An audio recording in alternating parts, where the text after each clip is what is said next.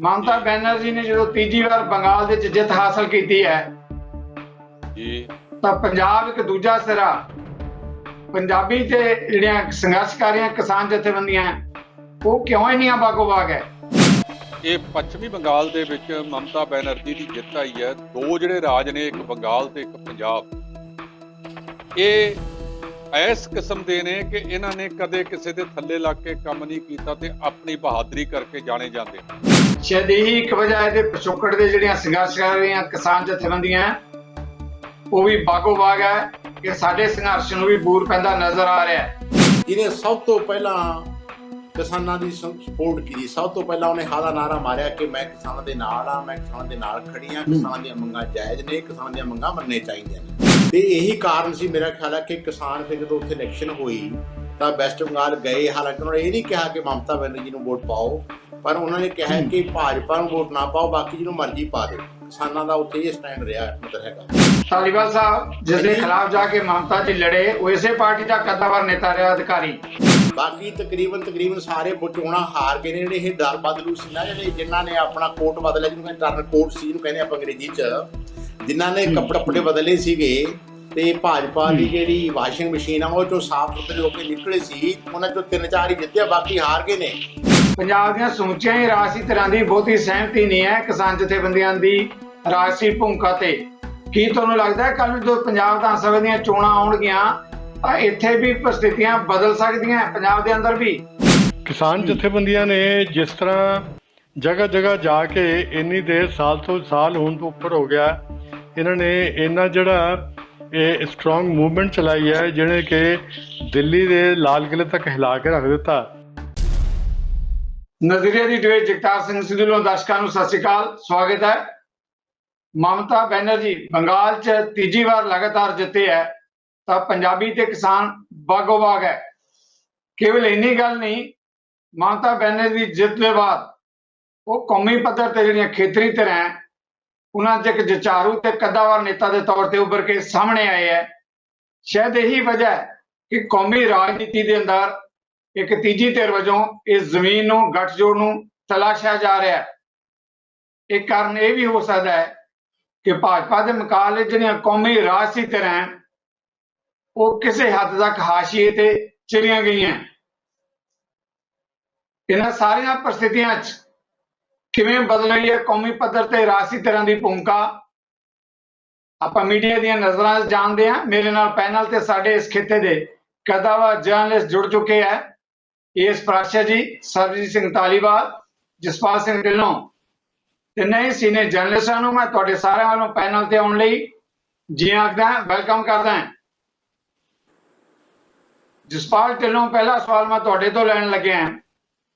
ਮਮਤਾ ਬੈਨਰਜੀ ਨੇ ਜਦੋਂ ਤੀਜੀ ਵਾਰ ਬੰਗਾਲ ਦੇ ਵਿੱਚ ਜਿੱਤ ਹਾਸਲ ਕੀਤੀ ਹੈ ਜੀ ਤਾਂ ਪੰਜਾਬ ਇੱਕ ਦੂਜਾ ਸਿਰਾ ਪੰਜਾਬੀ ਤੇ ਜਿਹੜੀਆਂ ਸੰਘਰਸ਼ਕਾਰੀਆਂ ਕਿਸਾਨ ਜਥੇਬੰਦੀਆਂ ਉਹ ਕਿਉਂ ਹੀ ਨਹੀਂ ਬਾਗੋ-ਬਾਗ ਹੈ?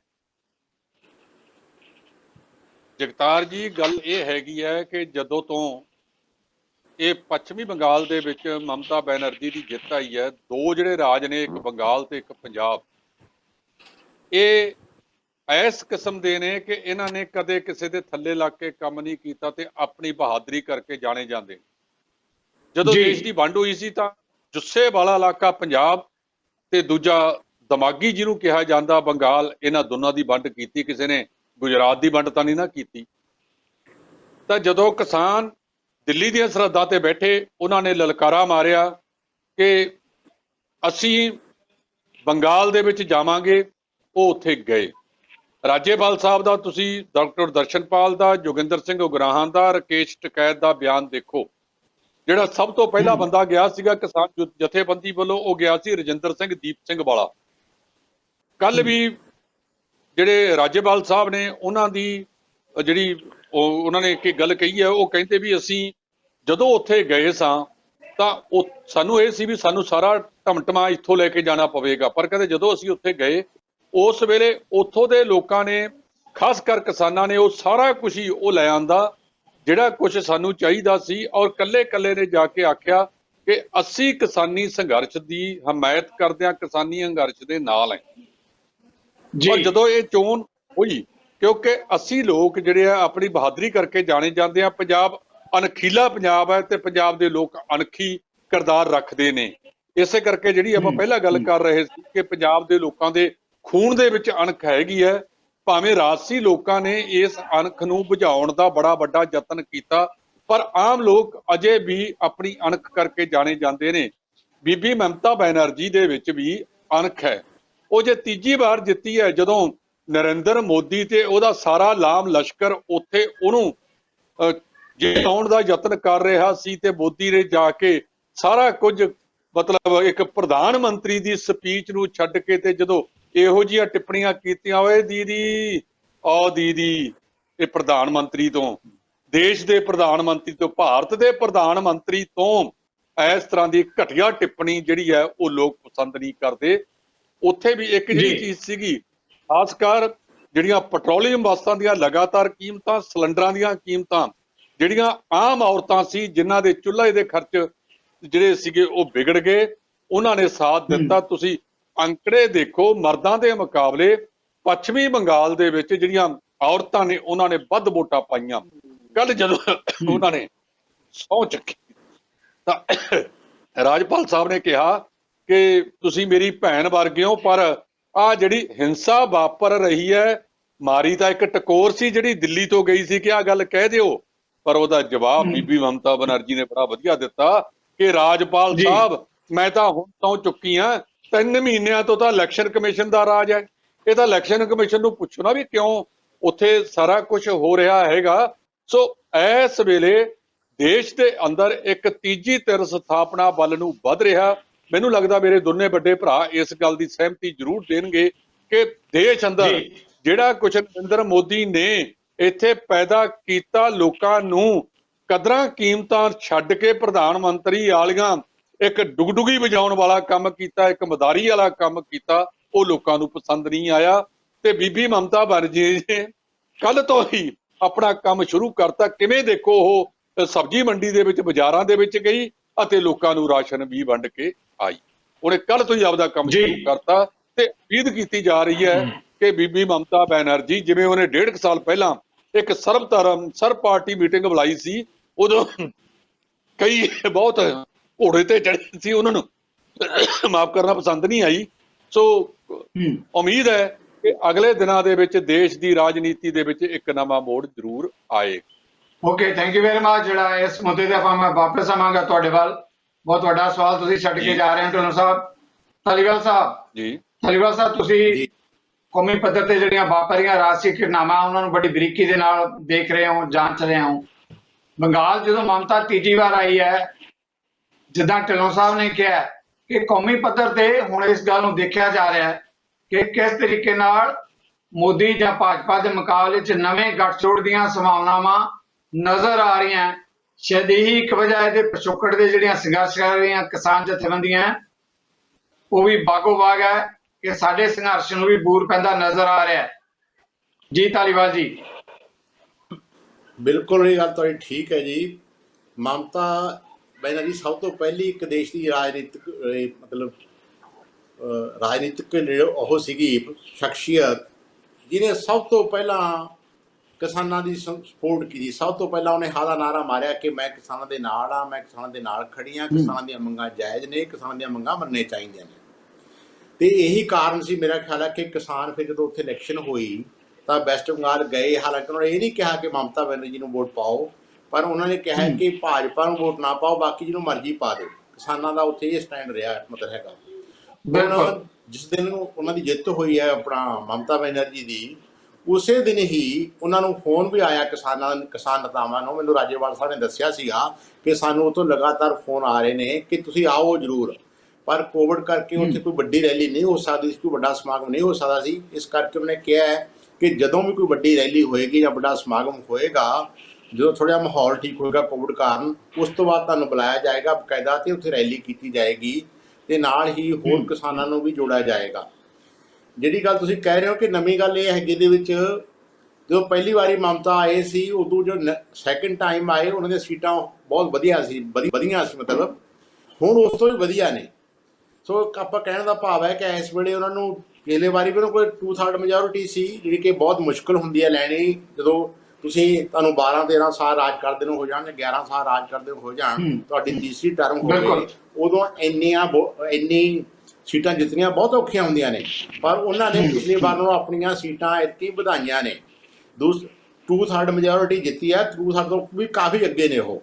ਦੂਜੀ ਗੱਲ ਇਹ ਹੈਗੀ ਕਿ ਉਹਨਾਂ ਦੀਆਂ ਵੋਟਾਂ ਵੀ ਵਧੀਆ ਨੇ।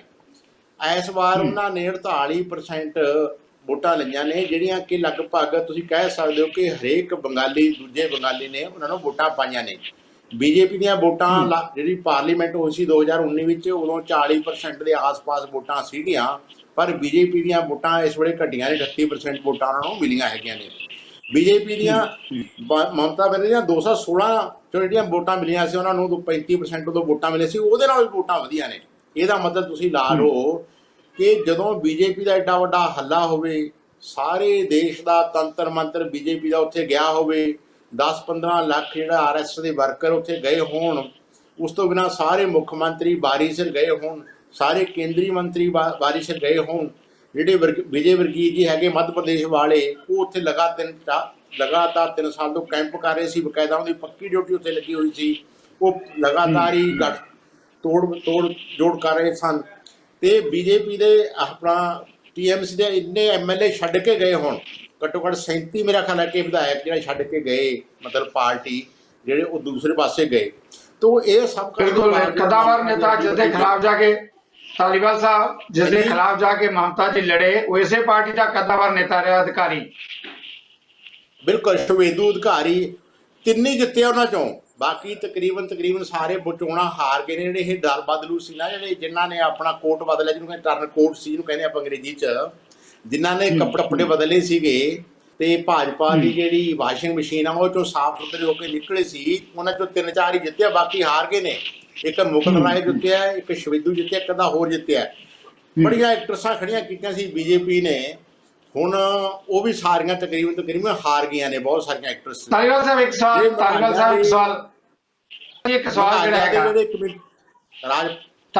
सवाल लेना चाहना, तुसीं जिस मुद्दे ते गल कर रहे हो, भाजपा ने अक्सर देश के अंदर एक नवा ट्रेंड शुरू कर दिता सी कि कौमी पद्धर ते एक्टर्स जिहड़ियां हैगियां, एक्टर हीरो जिहड़े हैगे उन्हां नूं पॉलिटिक्स लिआंदा जावे, जां जिहड़ी सत्ता दे विच उत्थे हैगी है किसी स्टेट दे विच उन्हां दी आगूआं नूं तोड़ के लिआंदा जावे ते उस पार्टी नूं डिग्गिया जावे। घट्टो घट्ट बंगाल ने जिहड़ा भाजपा दे लगदा है तजर्बे नूं मुद्दे मूंह सुट्टिया नहीं, उत्थे बड़ी भैड़ी हुई है। खास करके तुहानूं मैं दस्सां कि मेघालय च एक बड़े सियाणे बीजेपी दे राजपाल हैगे ने, उन्हां ने तां इह गल ते बड़ा इतराज़ जताया भी तुसीं इन्हां जिहड़ियां, उन्हें बाद विच बयान दिता, हार तो बाद बयान दिता, कल परसों ही आया उन्हां दा बयान। वो बड़े सियाणे हैगे ने, भाजपा दे बड़े सुलझे हुए गवर्नर ने जी। पहला किसानां बारे भी बोलते रहे आ, नहीं वो होर ने, नहीं वो नहीं होर मुगालिया दे नहीं, होर तो ने वो होर ने। तुसीं ते करदे हो मलक साहब दी गल करदे हो, मैं मलक साहब दी गल नहीं कर रहा, मैं दूसरे होर किसी बंदे, उन्हां दा नाम है तथागत रे है जां कुछ नाम हुंदा शायद। जी बिल्कुल, एक अदे मीडिया च ना पड़ी है। चलो ओके, हां उन्हां ने कहा है कि ਇਹ ਸਾਨੂੰ ਜਿਹੜੀਆਂ ਐਕਟਰਸਾਂ ਲਿਆਂਦੀਆਂ ਅਸੀਂ ਜਾਂ ਇਹ ਅਸੀਂ ਸਾਰੇ ਨਵੇਂ ਹੀਰੋ ਲਿਆਂਦੇ, ਇਹਨਾਂ ਨੂੰ ਕੋਈ ਤਜਰਬਾ ਨਹੀਂ, ਨਾ ਇਹਨਾਂ ਨੂੰ ਕੋਈ ਪੋਲੀਟੀਕਲ ਸੂਝ-ਬੂਝ ਹੁੰਦੀ ਹੈ। ਚਲੋ ਇੱਕ ਅੱਧਾ ਤੁਸੀਂ ਲਿਆਉਣਾ ਸੀ ਲਿਆਉਂਦੇ, ਪਰ ਇੰਨੇ ਬੰਦੇ ਅਸੀਂ ਖੜੇ ਕਰਤੇ, ਹੁਣ ਸਾਰੇ ਹਾਰ ਕੇ ਪਾਰਟੀ ਨੂੰ ਨਮੋਸ਼ੀ ਦਾ ਸਾਹਮਣਾ ਕਰਨਾ ਪਿਆ। ਅਸਲ ਵਿੱਚ ਇਕੱਲੀ ਭਾਜਪਾ ਨਹੀਂ ਹੈਗੀ, ਇਹ ਤਕਰੀਬਨ ਸਾਰੀਆਂ ਪਾਰਟੀਆਂ ਦਾ, ਰਾਜਨੀਤਿਕ ਪਾਰਟੀਆਂ ਦਾ ਦਿਵਾਲਾ ਨਿਕਲਿਆ ਪਿਆ ਹੈ। ਉਹਨਾਂ ਨੇ ਕੰਮ ਕੀਤਾ ਨਹੀਂ ਹੁੰਦਾ, ਬਾਅਦ ਵਿੱਚੋਂ ਇਲੈਕਸ਼ਨਾਂ ਆਉਂਦੀਆਂ ਤੇ ਚੋਣਾਂ ਆਉਂਦੀਆਂ, ਫਿਰ ਉਹ ਕੋਸ਼ਿਸ਼ ਕਰਦੇ ਆ ਕਿ ਉਹ ਇੱਧਰੋਂ ਹੀਰੋ ਫੜ ਲਿਆ, ਉਹ ਇੱਧਰੋਂ ਕੋਈ ਵੱਡਾ ਖਿਡਾਰੀ ਫੜ ਲਓ, ਕੋਈ ਨਾ ਕੋਈ ਸਟਾਰ ਫੜ ਲਓ, ਕੋਈ ਨਾ ਕੋਈ ਹੋਰ ਕਿਸੇ ਸ਼ੋਭੇ ਵਿੱਚ ਪਾਪੂਲਰ ਬੰਦਾ ਰਿਹਾ ਹੋਵੇ, ਭਾਵੇਂ ਪੱਤਰਕਾਰ ਹੀ ਫੜ ਲਓ। ਤੁਹਾਨੂੰ ਪਤਾ ਹੀ ਪਿਛਲੀ ਇਲੈਕਸ਼ਨ 'ਚ ਪੰਜਾਬ 'ਚ ਪੱਤਰਕਾਰ ਵੀ ਲੜੇ ਸੀਗੇ। ਸੋ ਇਸ ਕਰਕੇ ਸ਼ੋਭੇ 'ਚ ਕੋਈ ਬੰਦਾ ਪਾਪੂਲਰ ਰਿਹਾ ਹੋਵੇ, क्योंकि लीडर पंजाब वाले गुरदासपुर वाले नूं भी जानते हैं, गुरदासपुर वाले नूं भी जानते हैं, पंजाब वाले काम नहीं कीता हुंदा आप उन्होंने, फिर वो इहो जिहा सहारा लभदे हुंदे आले दुआले भी इधरों ही वोटां पाई जाना, उधरों ही वोटां पाई जाना। मतलब परफॉर्मेंस बेस्ड नहीं हुंदियां, स्टारां नूं खिच्चण दी गल हुंदी है।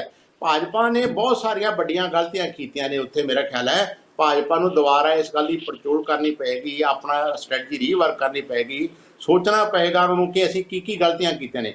फर्ज करो कि जिन्ना तंत्रवंत प्राइम मिनिस्टर साहब ने मेरा 15-16 रैलियां करदियां, एक प्राइम मिनिस्टर देश के प्राइम मिनिस्टर एक स्टेट में इन्नी अपनी एक्सपोजर नहीं देनी चाहिए। मेरा अपना ख्याल हैगा ਕਿ ਚਲੋ 3 ਰੈਲੀਆਂ ਕਰ ਲੈਂਦੇ, 4 ਰੈਲੀਆਂ ਕਰਨ ਦੇ ਬਹੁਤ ਸੀ।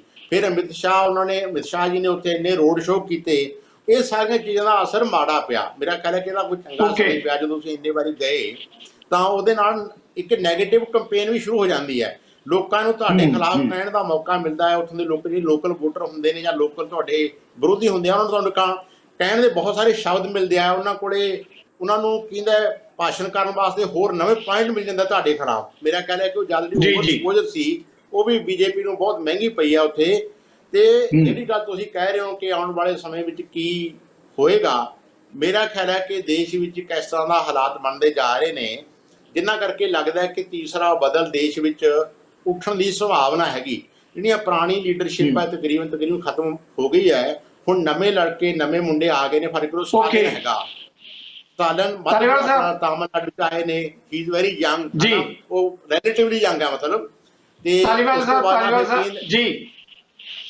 ਜੀ ਇੱਕ ਅਹਿਮ ਸਵਾਲ ਆਪਾਂ ਸਮੇਂ ਦੇ ਲਿਹਾਜ਼ ਨਾਲ ਪ੍ਰਾਸ਼ਾ ਜੀ ਵੀ ਇੰਤਜ਼ਾਰ ਕਰ ਰਿਹਾ ਹੈ, ਪਰ ਇੱਕ ਅਹਿਮ ਸਵਾਲ ਮੈਂ ਜ਼ਰੂਰ ਲੈਣਾ ਚਾਹੁੰਦਾ। ਜੋ ਨਵੇਂ ਬਦਲ ਦੀ ਗੱਲ ਕਰਦੇ ਹਾਂ, ਪੰਜਾਬ ਚੋਂ ਅਕਾਲੀ ਦਲ ਨੇ ਵੀ ਬੜਾ ਇਸ ਗੱਲ ਦੇ ਲਈ ਬਿਆਨਬਾਜ਼ੀ ਕੀਤੀ ਹੈ ਕਿ ਜੀ ਪ੍ਰੇਮ ਸਿੰਘ ਚੰਦੂਮਾਜਰਾ ਜੀ ਜਾ ਕੇ ਮਿਲੇ ਹੈ, ਮਮਤਾ ਬੈਨਰਜੀ ਜੀ ਨਾਲ ਨਵੇਂ ਗੱਠਜੋੜ ਦੀ ਗੱਲ ਕਰਦੇ ਹੈ, ਪਰ ਕਦੇ ਚੋਣਾਂ 'ਚ ਅਕਾਲੀ ਦਲ ਉੱਥੇ ਰੜਕਿਆ ਨਹੀਂ। ਕੀ ਕਹੋਗੇ? ਨਹੀਂ, ਮੈਨੂੰ ਸਮਝ ਨਹੀਂ ਆਈ ਕਿ ਜਾਜੂ ਕੇ ਵੀ ਆਏ ਸੀ, ਡੈਲੀਗੇਸ਼ਨ ਵੀ ਗਿਆ ਸੀ, ਪ੍ਰੇਮ ਸਿੰਘ ਚੰਦੂਮਾਜਰਾ ਗਏ ਸੀ, ਪਰ ਜਦੋਂ ਕੰਪੇਨ ਦਾ ਵਕਤ ਆਇਆ ਜਾਂ ਉੱਥੇ ਜਾ ਕੇ ਮਮਤਾ ਦੇ ਨਾਲ ਖੜਨ ਦਾ ਵਕਤ ਆਇਆ, ਕੋਈ ਖੜਿਆ ਨਹੀਂ ਜਾ ਕੇ, ਕੋਈ ਹਾਂ ਦਾ ਨਾਰਾ ਵੀ ਨਹੀਂ ਮਾਰਿਆ ਵੱਡਾ। ਨਹੀਂ ਤਾਂ ਆਮ ਤੌਰ ਤੇ ਹੁੰਦਾ ਕਿ ਮਦਦ ਕਰਨੀ ਹੁੰਦੀ ਆ, ਮਤਲਬ ਇਸ ਤਰ੍ਹਾਂ ਮੌਕੇ ਤੇ ਜਦੋਂ ਤੁਸੀਂ ਉਹਨਾਂ ਦੇ ਨਾਲ ਖੜਨਾ ਹੁੰਦਾ ਹੈ, ਉਹਨਾਂ ਦੇ ਨਾਲ ਵੀ ਨਹੀਂ ਖੜੇ, ਕੋਈ ਬਹੁਤੀ ਗੱਲ ਉਹਨੇ ਕੀਤੀ ਨਹੀਂ ਹੈਗੀ। ਤੇ ਜਿਹੜੇ ਰਾਮੂ ਵਾਲੀਏ ਸੀਗੇ, ਮੇਰਾ ਖਿਆਲ ਹੈ ਜਿਹੜੇ ਅਕਾਲੀ ਲੀਡਰ, ਪੁਰਾਣੇ ਅਕਾਲੀ ਨੇਤਾ ਸੀਗੇ, ਜਿਹੜੇ ਕਿ ਉੱਥੇ ਜਾ ਕੇ ਕੰਪੇਨ ਕਰਦੇ ਰਹੇ, ਉਹਨਾਂ ਨੇ ਕਾਫੀ ਉੱਥੇ ਰੈਲੀਆਂ ਵਗੈਰਾ ਕੀਤੀਆਂ ਹੈਗੀਆਂ। ਬਾਕੀ ਜਾਂ ਕਿਸਾਨ ਗਏ ਨੇ ਇੱਧਰੋਂ ਪੰਜਾਬ ਤੋਂ, ਹੋਰ ਤਾਂ ਕੋਈ ਬਹੁਤਾ ਮਨਹਰ ਦਿਖਿਆ ਨਹੀਂ ਮੈਨੂੰ। ਹਾਲਾਂਕਿ ਸ਼ਰਦ ਪਵਾਰ ਜੀ ਵੀ ਇੱਕ ਰੀਜਨਲ ਨੇਤਾ ਹੈਗੇ, ਵੱਡੇ ਨੇਤਾ ਹੈਗੇ, ਉਹ ਵੀ ਨਹੀਂ ਗਏ ਉਧਰੋਂ। ਹਾਂ, ਜਿਹੜੇ ਸੰਜੇ ਰਾਉਤ ਹੈਗੇ ਨੇ ਸ਼ਿਵ ਸੈਨਾ ਦੇ, ਉਹ ਜ਼ਰੂਰ ਡਟ ਕੇ ਉਹਨਾਂ ਦੇ ਨਾਲ ਖੜੇ ਰਹੇ। ਉਹ ਤਕਰੀਬਨ ਰੋਜ਼ ਟਵੀਟ ਕਰਦੇ ਸੀਗੇ ਸੰਜੇ ਰਾਉਤ ਜੀ, ਉਹ ਰੋਜ਼ ਮਤਲਬ ਕੋਈ ਨਾ ਕੋਈ ਮਮਤਾ ਜੀ ਦੇ ਹੱਕ 'ਚ ਕੋਈ ਨਾ ਕੋਈ ਗੱਲ ਜ਼ਰੂਰ ਕਹਿੰਦੇ ਸੀ। ਤੇ ਉਹ ਇਹ ਵੀ ਕਹਿੰਦੇ ਸੀ ਕਿ ਮਮਤਾ ਬਹੁਤ ਵੱਡੀ ਪੱਧਰ ਤੇ ਜਿੱਤੇਗੀ, ਬੀਜੇਪੀ ਦੀ ਉੱਥੇ ਵੱਡੀ ਹਾਰ ਹੋਏਗੀ। ਸੰਜੇ ਰਾਉਤ ਜੀ ਨੇ ਕਾਫੀ ਲਿਆ ਹੋਇਆ ਸੀ ਜੀ। ਥੈਂਕ ਯੂ ਧਾਲੀਵਾਲ ਸਾਹਿਬ। ਜਦੋਂ ਤੁਸੀਂ ਕਹਿੰਦੇ ਹੋ ਕਿ ਕਈ ਨੇਤਾ ਜਿਹੜੇ ਹੈਗੇ ਆ ਬਿਆਨਬਾਜ਼ੀ ਤਾਂ ਕਰਦੇ ਸੀ ਪਰ ਮੌਕੇ ਤੇ ਨਹੀਂ ਗਏ, ਆਪਾਂ ਸਾਰੇ ਜਾਣਦੇ ਹਾਂ ਕਿ ਭਾਜਪਾ ਕੋਲੇ ਕਈ ਕੇਂਦਰੀ ਏਜੰਸੀਆਂ ਪੇਸ਼ੂਪੇ ਵੀ ਮਰਵਾ ਦਿੰਦੇ ਆ ਨਾ ਜੀ, ਇਸ ਕਰਕੇ ਕਈ ਸਮਝਦੇ ਕਿ ਬਚਾਅ 'ਚ ਹੀ ਭਲਾ ਹੈ। ਪ੍ਰਾਸ਼ਾ ਜੀ, ਅਹਿਮ ਮੁੱਦਾ ਜਿਸ ਮੁੱਦੇ ਤੇ ਆਪਾਂ ਗੱਲ ਕਰਦੇ ਹਾਂ, ਮਮਤਾ ਬੈਨਰਜੀ ਦੀ ਜਿੱਤ ਦੀ ਗੱਲ ਖੇਤਰੀ ਪਾਰਟੀਆਂ ਦੀ ਇਕੱਲੀ ਗੱਲ ਨਹੀਂ ਕਿ ਉਹਨਾਂ 'ਚ ਇੱਕ ਉਭਾਰ ਨਜ਼ਰ ਆ ਰਿਹਾ ਹੈ, ਸਗੋਂ ਸਥਿਤੀ ਇਹ ਵੀ ਹੈ। ਜਿਵੇਂ ਪ੍ਰਾਸ਼ਾ ਜੀ ਇੱਕ ਵੱਖਰੇ ਤੌਰ ਤੇ ਸਵਾਲ ਲੈਣਾ ਚਾਹਾਂਗਾ, ਕੌਮੀ ਪੱਧਰ ਤੇ ਜਿਹੜੀਆਂ ਰਾਜਸੀ ਧਿਰਾਂ, ਜਿਹੜੀਆਂ ਪਿਛਲੀਆਂ ਰਵਾਇਤੀ ਪਾਰਟੀਆਂ ਰਹੀਆਂ ਹੈ, ਕਾਂਗਰਸ ਦੀ ਗੱਲ ਕਰ ਲਈਏ, ਖੱਬੀਆਂ ਧਿਰਾਂ ਦੀ ਗੱਲ ਕਰ ਲਈਏ, ਉਹ ਹਾਸ਼ੀਏ ਤੇ ਚਲੀਆਂ ਗਈਆਂ ਤੇ ਮਮਤਾ ਬੈਨਰਜੀ ਇਸ ਕਰਕੇ ਵੀ ਇੱਕ ਨਵੇਂ ਉਭਾਰ ਵਜੋਂ ਦੇਖੀ ਜਾ ਰਹੀ ਹੈ, ਕਿਉਂਕਿ ਜਿਸ ਤਰ੍ਹਾਂ ਕਾਂਗਰਸ ਨੂੰ ਔਰ ਖੱਬੀਆਂ ਧਿਰਾਂ ਨੂੰ ਭਾਜਪਾ ਨੇ ਰੋਲ ਦਿੱਤਾ ਹੈ, ਮਮਤਾ ਨੇ ਘੱਟੋ ਘੱਟ ਠੱਲ ਪਾਈ ਆ ਉੱਥੇ। ਕਿਵੇਂ ਦੇਖਦੇ ਹੋ ਪ੍ਰਾਸ਼ਾ ਜੀ? ਜਗਤਾਰ ਜੀ, ਇਹ ਕੋਈ ਸ਼ੱਕ ਨਹੀਂ ਕਿ ਜੋ ਵੈਸਟ ਬੰਗਾਲ ਜਿਹੜੀਆਂ 4 ਸਟੇਟਾਂ ਦੇ ਵਿੱਚ ਔਰ ਇੱਕ ਯੂਨੀਅਨ ਟੈਰੀਟਰੀ ਦੇ ਇਲੈਕਸ਼ਨ ਹੋਏ ਹੈ, ਇਹ ਬੜੇ ਸਿਗਨੀਫਿਕੈਂਟ ਹੈ। ਸਭ ਤੋਂ ਪਹਿਲੇ ਮੈਂ ਹਿੰਦੁਸਤਾਨ ਦੇ ਡੈਮੋਕ੍ਰੇਸੀ ਨੂੰ ਜਿਹੜਾ ਸਲੂਟ ਕਰਨਾ ਚਾਹੂੰਗਾ ਕਿ ਇਹੋ ਜਿਹੇ ਡੈਮੋਕ੍ਰੈਟਿਕ ਸੈਟਅਪ ਦੇ ਵਿੱਚ ਇਹ ਚੋਣਾਂ ਹੋਈਆਂ ਔਰ ਲੋਕਾਂ ਦੇ ਰਿਜ਼ਲਟ ਆਏ ਔਰ ਸਭ ਨੇ ਇਹਨੂੰ ਮੰਨਿਆ, ਕਿਸੇ ਨੇ ਕੋਈ ਕਿੰਤੂ ਪ੍ਰੰਤੂ ਨਹੀਂ ਕੀਤਾ। ਦੂਜੀ ਗੱਲ ਇਹ ਹੈ ਕਿ ਹਾਲਾਂਕਿ 4 ਸਟੇਟਾਂ ਤੇ ਇੱਕ ਯੂਨੀਅਨ ਟੈਰੀਟਰੀ ਇਲੈਕਸ਼ਨ ਹੋਏ, ਲੇਕਿਨ ਸਾਰੇ ਦੇਸ਼ ਦੀਆਂ, ਸਾਰੇ ਦੁਨੀਆ ਦੀਆਂ ਅੱਖਾਂ ਜਿਹੜੀਆਂ ਉਹ ਵੈਸਟ ਬੰਗਾਲ 'ਤੇ ਲੱਗੀਆਂ ਹੋਈਆਂ ਸੀ, ਕਿਉਂਕਿ ਉਹੀ ਸਭ ਤੋਂ ਵੱਡੀ ਸਟੇਟ ਔਰ ਸਭ ਤੋਂ ਜ਼ਿਆਦਾ ਸਿਗਨੀਫਿਕੈਂਟ ਇਲੈਕਸ਼ਨ ਉੱਥੇ ਹੀ ਹੋ ਰਿਹਾ ਸੀ।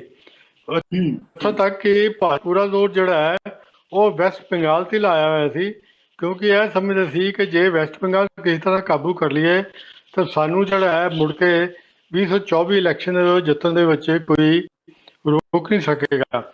ਔਰ ਉੱਥੋਂ PM ਵੀ ਗਿਆ, ਅਮਿਤ ਸ਼ਾਹ ਵੀ ਗਿਆ, ਰਾਜਨਾਥ ਵੀ ਗਿਆ, JP ਨੱਡਾ, ਛੋਟੀਆਂ ਮੋਟੀਆਂ ਸਾਰੀਆਂ ਤੋਪਾਂ ਲੈ ਕੇ ਇਹ ਉੱਥੇ ਪਹੁੰਚੇ ਰਹੇ ਔਰ ਪੂਰਾ ਜ਼ੋਰ ਲਾਇਆ। ਔਰ ਕੰਪੇਨਿੰਗ ਐਸੀ ਜ਼ਬਰਦਸਤ, ਤੁਸੀਂ ਇਹ ਦੇਖੋ ਕਿ ਭਾਜਪਾ ਨੇ ਹਰ ਤਰ੍ਹਾਂ ਦਾ ਹੱਥਕੰਡਾ ਇਸਤੇਮਾਲ ਕੀਤਾ ਔਰ ਇਹਨਾਂ ਦਾ ਫਾਰਮੂਲਾ ਬੜਾ ਸਿੰਪਲ ਰਿਹਾ। ਉਹ ਇਹ ਹੈ ਕਿ ਜਿੱਥੇ ਸਟੇਟ 'ਤੇ ਜਾਓ ਉੱਥੇ ਪੋਲਰਾਈਜ਼ ਕਰੋ ਲੋਕ ਕ੍ਰਿਮੀਨਲ ਲਾਈਨਸ ਔਰ ਹਿੰਦੂਆਂ ਦੀ ਵੋਟਾਂ ਬਟੋਰ ਕੇ ਆਪਣੀ ਸਰਕਾਰ ਬਣਾਓ ਜਾਂ ਜਿੱਤ ਜਾਓ। ਇਹੀ ਫਾਰਮੂਲਾ ਕੀਤਾ। क्योंकि जी आ के ਕਰਨ ਦੀ ਕੋਸ਼ਿਸ਼ ਮੈਂ ਪਿੱਛੇ ਜੇ ਪੜ੍ਹ ਰਿਹਾ ਸੀ ਸਭ ਦਾ ਐਨਾਲਿਸਿਸ ਇੰਪੋਰਟੈਂਟ ਐਨਾਲਿਸਿਸ ਜਿਹੜਾ ਮੈਨੂੰ ਕਾਂਗਰਸ ਪਾਰਟੀ ਜਿਹਦੀ ਇੰਨੀ ਉੱਥੇ ਛੱਤਰ ਪਰੇਡ ਹੋਈ ਹੈ ਉਹਦਾ ਲੀਡ ਰੰਜਨ ਹੋਏ ਉਹਨੇ ਦਿੱਤਾ। ਉਹ ਕਹਿੰਦੇ ਜੀ ਗੱਲ ਹੈ ਇੱਥੇ ਆ ਕੇ ਭਾਜਪਾ ਫਾਰਮੂਲਾ ਇੱਥੇ ਕੀਤਾ ਲੋਕਾਂ ਪੋਲਰਾਈਜ਼ ਕੋਸ਼ਿਸ਼ ਤੇ ਉਹਦੇ ਨਾਲ ਫਿਰ ਹਿੰਦੂ ਵੋਟ ਭਾਜਪਾ ਨੂੰ ਪੈ ਗਈ ਲੇਕਿਨ ਮੁਸਲਿਮ ਵੋਟ ਸਾਰੀ ਜਿਹੜੀ ਹੈ ਝੋਲੀ 'ਚ TMC ਦੇ ਪੈ ਗਈ ਔਰ ਮਮਤਾ ਦੇ ਨਾਲ ਔਰਤਾਂ ਦੀ ਸਿੰਪਥੀ ਔਰ ਉਹ ਸਾਰੀਆਂ ਇਕੱਠੀਆਂ ਪਾ ਕੇ ਦੇਖੋ 2/3 ਮੈਜੋਰਟੀ ਲੱਗੀ। ਸਾਡੇ ਕਿਤੇ ਕੱਖ ਨਹੀਂ ਇੱਕ ਵੀ ਸੀਟ ਨਹੀਂ ਆਈ 0 ਸੀਟ। ਤਾਂ ਤੁਸੀਂ ਇਹ ਦੇਖੋ ਕਿ ਦੇਸ਼ ਦਾ ਪ੍ਰਧਾਨ ਮੰਤਰੀ ਕੰਪੇਨ ਕਰ ਰਿਹਾ ਔਰ ਉਹਨੇ ਯੂਟੀਲਾਈਜ਼ ਕਰਨ ਦੀ ਪੂਰੀ ਕੀਤੀ ਕਿ ਜੈ ਸ਼੍ਰੀ ਰਾਮ ਦਾ ਨਾਰਾ ਦੀਦੀ ਦੀ ਵੀ ਦਾਤ ਕਰਦਾ ਹੈ ਤੇ ਇਹਦਾ ਤੁਰਕ ਜਵਾਬ ਹੈ। ਉਹਨਾਂ ਨੇ ਜੈ ਸ਼੍ਰੀ ਰਾਮ ਦਾ ਨਾਰਾ ਲਾਇਆ ਤਾਂ ਉਹਨਾਂ ਨੇ ਚੰਡੀ ਪਾਠ ਉੱਥੇ ਕਰਾਇਆ ਚ ਲੋਕਾਂ ਦੇ ਵਿੱਚ ਆਪਣੀ ਰੈਲੀਆਂ ਦੇ ਵਿੱਚ ਕਿਉਂਕਿ ਮਹਾਰਾਸ਼ਟਰ ਬੰਗਾਲ ਦੇ ਵਿੱਚ ਬੜੀ ਮਾਨਤਾ ਹੈ ਤਾਂ ਉਹਦਾ ਜਵਾਬ ਉਸੇ ਜ਼ੁਬਾਨ ਦੇ ਵਿੱਚ ਦਿੱਤਾ ਔਰ ਉਹਦਾ ਰਿਜ਼ਲਟ ਕੀ ਹੋਇਆ ਸਾਡੇ ਸਾਹਮਣੇ। ਔਰ ਮੈਂ ਸਮਝਦਾ ਹਾਂ ਕਿ ਇਹਦੇ ਵਿੱਚ ਜਿਹੜੀ ਸਭ ਤੋਂ ਉੱਭਰ ਕੇ ਆਈ ਹੈ ਇੱਕ ਔਰਤ ਜਿਹੜੀ ਉਹ ਲੜ ਰਹੀ ਸੀ ਵੀਲਚੇਅਰ ਤੇ ਬਹਿ ਕੇ ਉਹਨੇ ਉੱਥੇ ਵੀਲਚੇਅਰ ਤੇ ਬਹਿ ਕੇ ਲੜਾਈ ਲਿੱਤੀ ਤੇ ਭਾਜਪਾ ਦਾ ਜਿਹੜਾ ਰੱਥ ਸੀ ਉੱਥੇ ਰੋਕ ਦਿੱਤਾ। ਇਹ ਤੋਂ ਕਿ ਡਿਟਰਮਿਨਡ ਬਿਨਾਂ ਡਰੇ ਭੈ ਤੋਂ ਲੜਨ ਤਾਂ ਉਹ ਭਾਜਪਾ ਨੂੰ ਹਰਾ ਸਕਦੇ ਆ ਔਰ ਇਹਦੇ ਨਾਲ ਜੀ ਆਪੋਜੀਸ਼ਨ ਪਾਰਟੀਆਂ ਉਤਸ਼ਾਹ ਦੀ ਲਹਿਰ ਹੈਗੀ ਹੈ ਔਰ ਖਾਸ ਤੌਰ ਤੇ ਪੰਜਾਬ ਦੇ ਕਿਸਾਨ ਜਿਹੜੇ ਜਾ ਕੇ ਉੱਥੇ ਜਾ ਕੇ ਕੈਂਪੇਨ ਕੀਤਾ ਭਾਜਪਾ ਦੇ ਖਿਲਾਫ ਕੀਤਾ ਚਾਹੇ ਉਹ ਨਹੀਂ ਮੰਗੀਆਂ ਲੇਕਿਨ ਇਸ਼ਾਰਾ ਬੜਾ ਸੀ ਕਿ ਭਾਜਪਾ ਨੇ ਹਰਾਓ ਸਿਰਫ ਠੀਕ ਗਈ ਹੈ। ਇਹਦੇ ਤੋਂ ਹੁਣ ਬੜਾ ਜੇ ਆਪਾਂ 24 ਦੇ ਇਲੈਕਸ਼ਨ ਹੈ ਤਾਂ ਸਾਰੇ ਆਪੋਜੀਸ਼ਨ ਪਾਰਟੀਆਂ ਨੂੰ ਇਕੱਠੇ ਹੋ ਕੇ ਇੱਕ ਨਵਾਂ ਪਲੇਟਫਾਰਮ ਬਣਾਉਣਾ ਪਏਗਾ।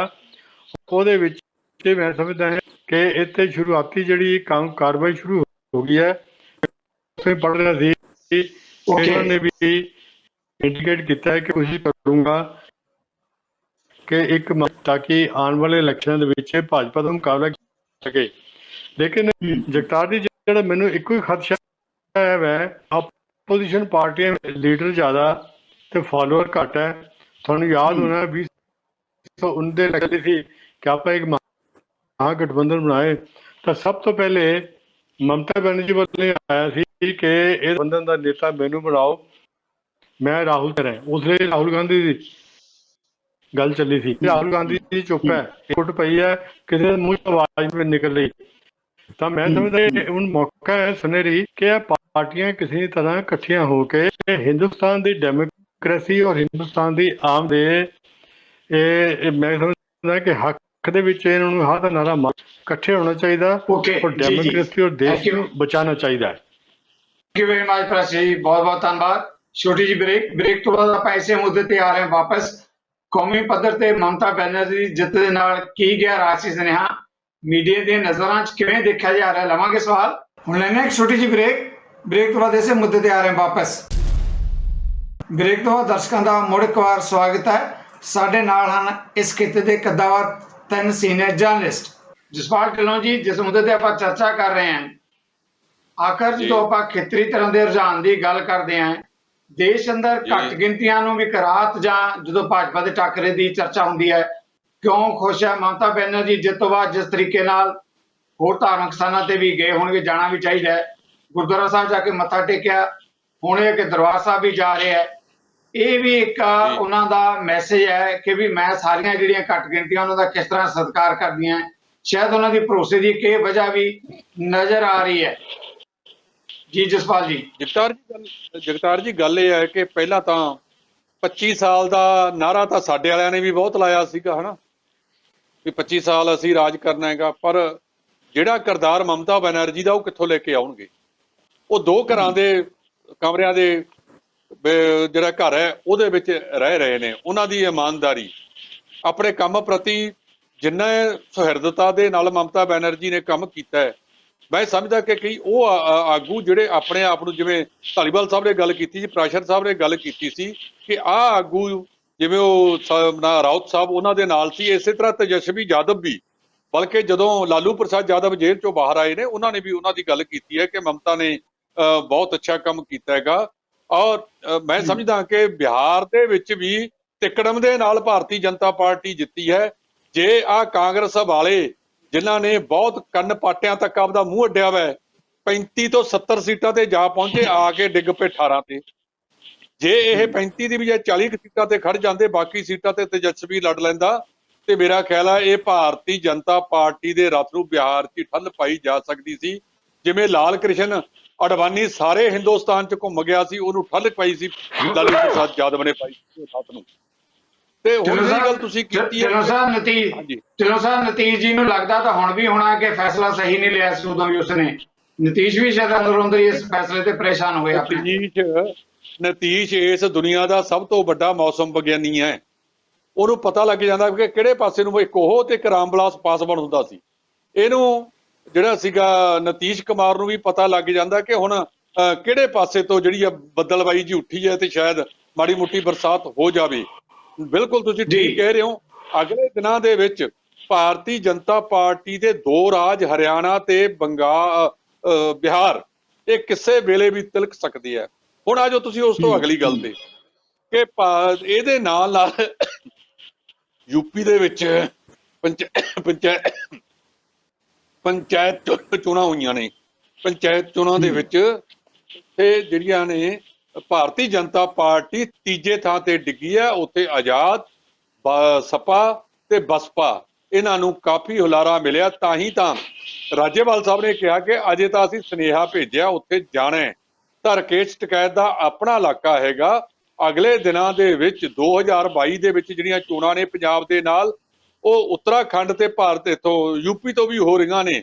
ਜਿਸ ਤਰੀਕੇ ਦੇ ਨਾਲ ਪੰਚਾਇਤ ਚੋਣਾਂ, ਖਾਸ ਕਰ ਆਪਣਾ ਪ੍ਰਧਾਨ ਮੰਤਰੀ ਸਾਹਿਬ ਦਾ ਆਪਣਾ ਇਲਾਕਾ ਜਿਹੜਾ ਹੈਗਾ ਵਾਰਾਣਸੀ, ਉਹਦੇ ਵਿੱਚ ਮਥੁਰਾ, ਹੋਰ ਕਈ ਜਿਹੜੇ ਹੈਗੇ ਨੇ ਖੇਤਰ, ਉਹਨਾਂ ਦੇ ਵਿੱਚ ਜਿਵੇਂ ਭਾਰਤੀ ਜਨਤਾ ਪਾਰਟੀ ਦਾ ਘਸੀਟਾ ਬੰਨਿਆ ਗਿਆ, ਇਹ ਬਹੁਤ ਹੈ। ਪਰ ਜਿਹੜੇ ਇਹ ਰਾਹੁਲ ਗਾਂਧੀ ਵਰਗੇ ਆਗੂ ਨੇ, ਜਿਵੇਂ ਪਿਛਲੀ ਵਾਰੀ ਮਮਤਾ ਨੇ ਇਕੱਠ-ਵੱਠ ਕੀਤਾ ਸੀ, ਸਾਰਿਆਂ ਨੂੰ ਇਕੱਠੇ ਕੀਤਾ ਕਿ ਆਓ ਰਲ ਕੇ ਰਲੀਏ। ਮੇਰਾ ਖਿਆਲ ਹੈ ਕਿ ਇਸ ਵੇਲੇ ਬਹੁਤ ਸਾਰੀਆਂ ਰੀਜਨਲ ਪਾਰਟੀਆਂ ਵਿੱਚ ਇਸ ਤਰ੍ਹਾਂ ਦੀ ਹੋੜ ਬਣੀ ਹੋਈ ਹੈ ਕਿ ਜੇ ਸ਼ਾਇਦ ਰੱਬ ਜੋ ਕਰਦਾ ਹੁੰਦਾ ਨਾ, ਕਹਿੰਦੇ ਇੱਕ ਕਹਾਵਤ ਹੈ ਵੀ ਈਸ਼ਵਰ ਜੋ ਕਰਤਾ ਹੈ ਅੱਛਾ ਹੀ ਕਰਤਾ ਹੈ।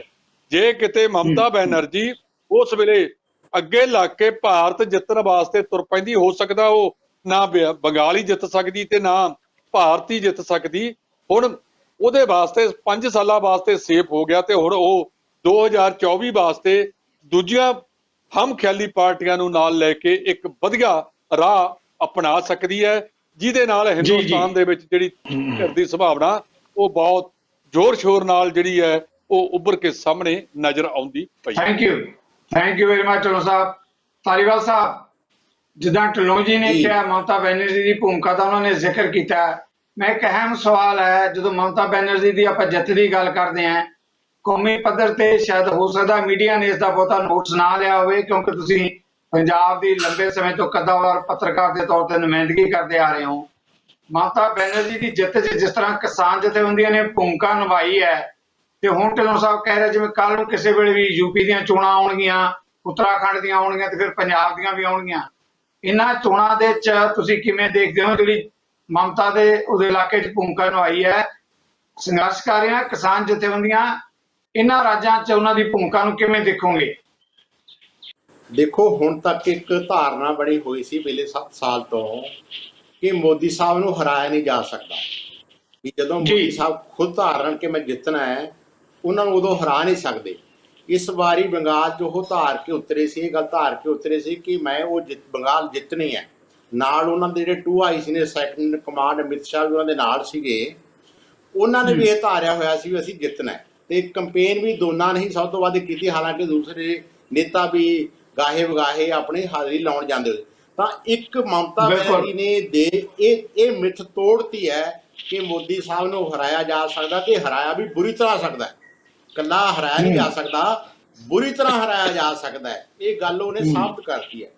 ਇਸ ਗੱਲ ਨੇ ਦੇਸ਼ ਦੇ ਜਿਹੜੇ ਵਿਰੋਧੀ ਪਾਰਟੀਆਂ ਦੇ ਨੇਤਾ ਹੈਗੇ ਨੇ, ਭਾਵੇਂ ਉਹ ਮਦਰਾਸ 'ਚ ਹੋਣ ਜਾਂ ਕਿਤੇ ਵੀ ਬੈਠੇ ਹੋਣ, ਉਹਨਾਂ ਨੂੰ ਇੱਕ ਵੱਡਾ ਹੌਸਲਾ ਦਿੱਤਾ ਹੈ। ਬਹੁਤ ਵੱਡੀ ਉਹਨਾਂ ਦੇ ਅੰਦਰ ਨਾ ਇੱਕ ਸੈਲਫ ਕੌਨਫੀਡੈਂਸ ਉਹਨਾਂ ਦੇ ਅੰਦਰ ਆਇਆ ਹੈ ਕਿ ਜੇ ਮਮਤਾ ਬੈਨਰਜੀ ਮੋਦੀ ਸਾਹਿਬ ਨੂੰ ਹਰਾ ਸਕਦੇ ਨੇ ਜਾਂ ਅਮਿਤ ਸ਼ਾਹ ਜੀ ਨੂੰ ਹਰਾ ਸਕਦੇ ਨੇ ਤਾਂ ਅਸੀਂ ਕਿਉਂ ਨਹੀਂ ਹਰਾ ਸਕਦੇ। ਉਹਨਾਂ ਨੂੰ ਇੱਕ ਕੌਨਫੀਡੈਂਸ ਜਿਹੜਾ ਮਿਲਿਆ ਹੈ। ਇਹ ਇੱਕ ਚੋਣ ਦੀ ਸਭ ਤੋਂ ਵੱਡਾ ਜਿਹੜਾ ਨਿਰਾਲਾ ਪੱਖ ਹੈ, ਜਿਹੜਾ ਕਿ ਨਵਾਂ ਪਹਿਲੂ ਹੈ ਇਸ ਚੋਣ ਦਾ, ਜਿਹੜੀ ਵੈਸਟ ਬੰਗਾਲ ਦੀ ਚੋਣ ਦਾ ਹੈਗਾ।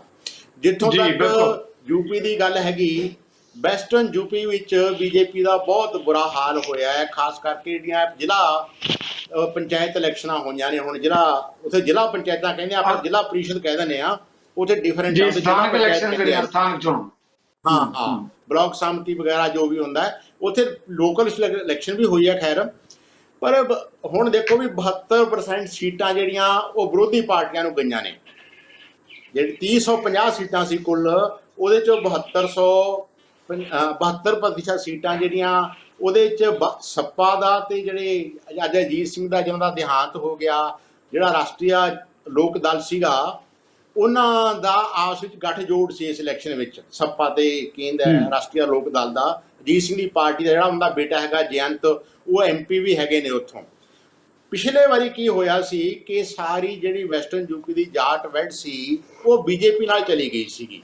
ਉਹਨਾਂ ਨੇ ਉਦੋਂ ਅਜੀਤ ਸਿੰਘ ਦਾ ਵੀ ਵਿਰੋਧ ਕੀਤਾ ਤੇ ਜਯੰਤ ਸਿੰਘ ਦਾ ਵੀ ਵਿਰੋਧ ਕੀਤਾ, ਪਰ ਥੋੜੀ ਦੇਰ ਬਾਅਦ ਉਹਨਾਂ ਨੂੰ ਰਿਲਾਈਜ਼ ਹੋਇਆ, ਖਾਸ ਕਰਕੇ ਰਕੇਸ਼ ਟਕੈਤ ਦਾ ਕਹਿਣਾ ਕਿ ਸਾਨੂੰ ਹੁਣ ਮਹਿਸੂਸ ਹੋ ਰਿਹਾ ਹੈ ਕਿ ਸਾਨੂੰ ਅਜੀਤ ਸਿੰਘ ਦਾ ਵਿਰੋਧ ਨਹੀਂ ਕਰਨਾ ਚਾਹੀਦਾ ਸੀ। ਚੌਧਰੀ ਚਰਨ ਸਿੰਘ ਦਾ ਪਰਿਵਾਰ ਸੀ, ਹਮੇਸ਼ਾ ਸਾਡੇ ਨਾਲ ਖੜਦਾ ਰਿਹਾ, ਮੇਰੇ ਫਾਦਰ ਨਾਲ ਖੜਦਾ ਰਿਹਾ, ਮਹਿੰਦਰ ਸਿੰਘ ਟਕੈਤ ਨਾਲ, ਉਹ ਕਹਿੰਦੇ ਚੌਧਰੀ ਚਰਨ ਸਿੰਘ ਦਾ ਪਰਿਵਾਰ, ਵੀ ਸਾਨੂੰ ਮਤਲਬ ਟੁੱਟਣਾ ਨਹੀਂ ਚਾਹੀਦਾ ਸੀ, ਬੀਜੇਪੀ ਦੇ ਨਾਲ ਨਹੀਂ ਆਉਣਾ ਚਾਹੀਦੀ।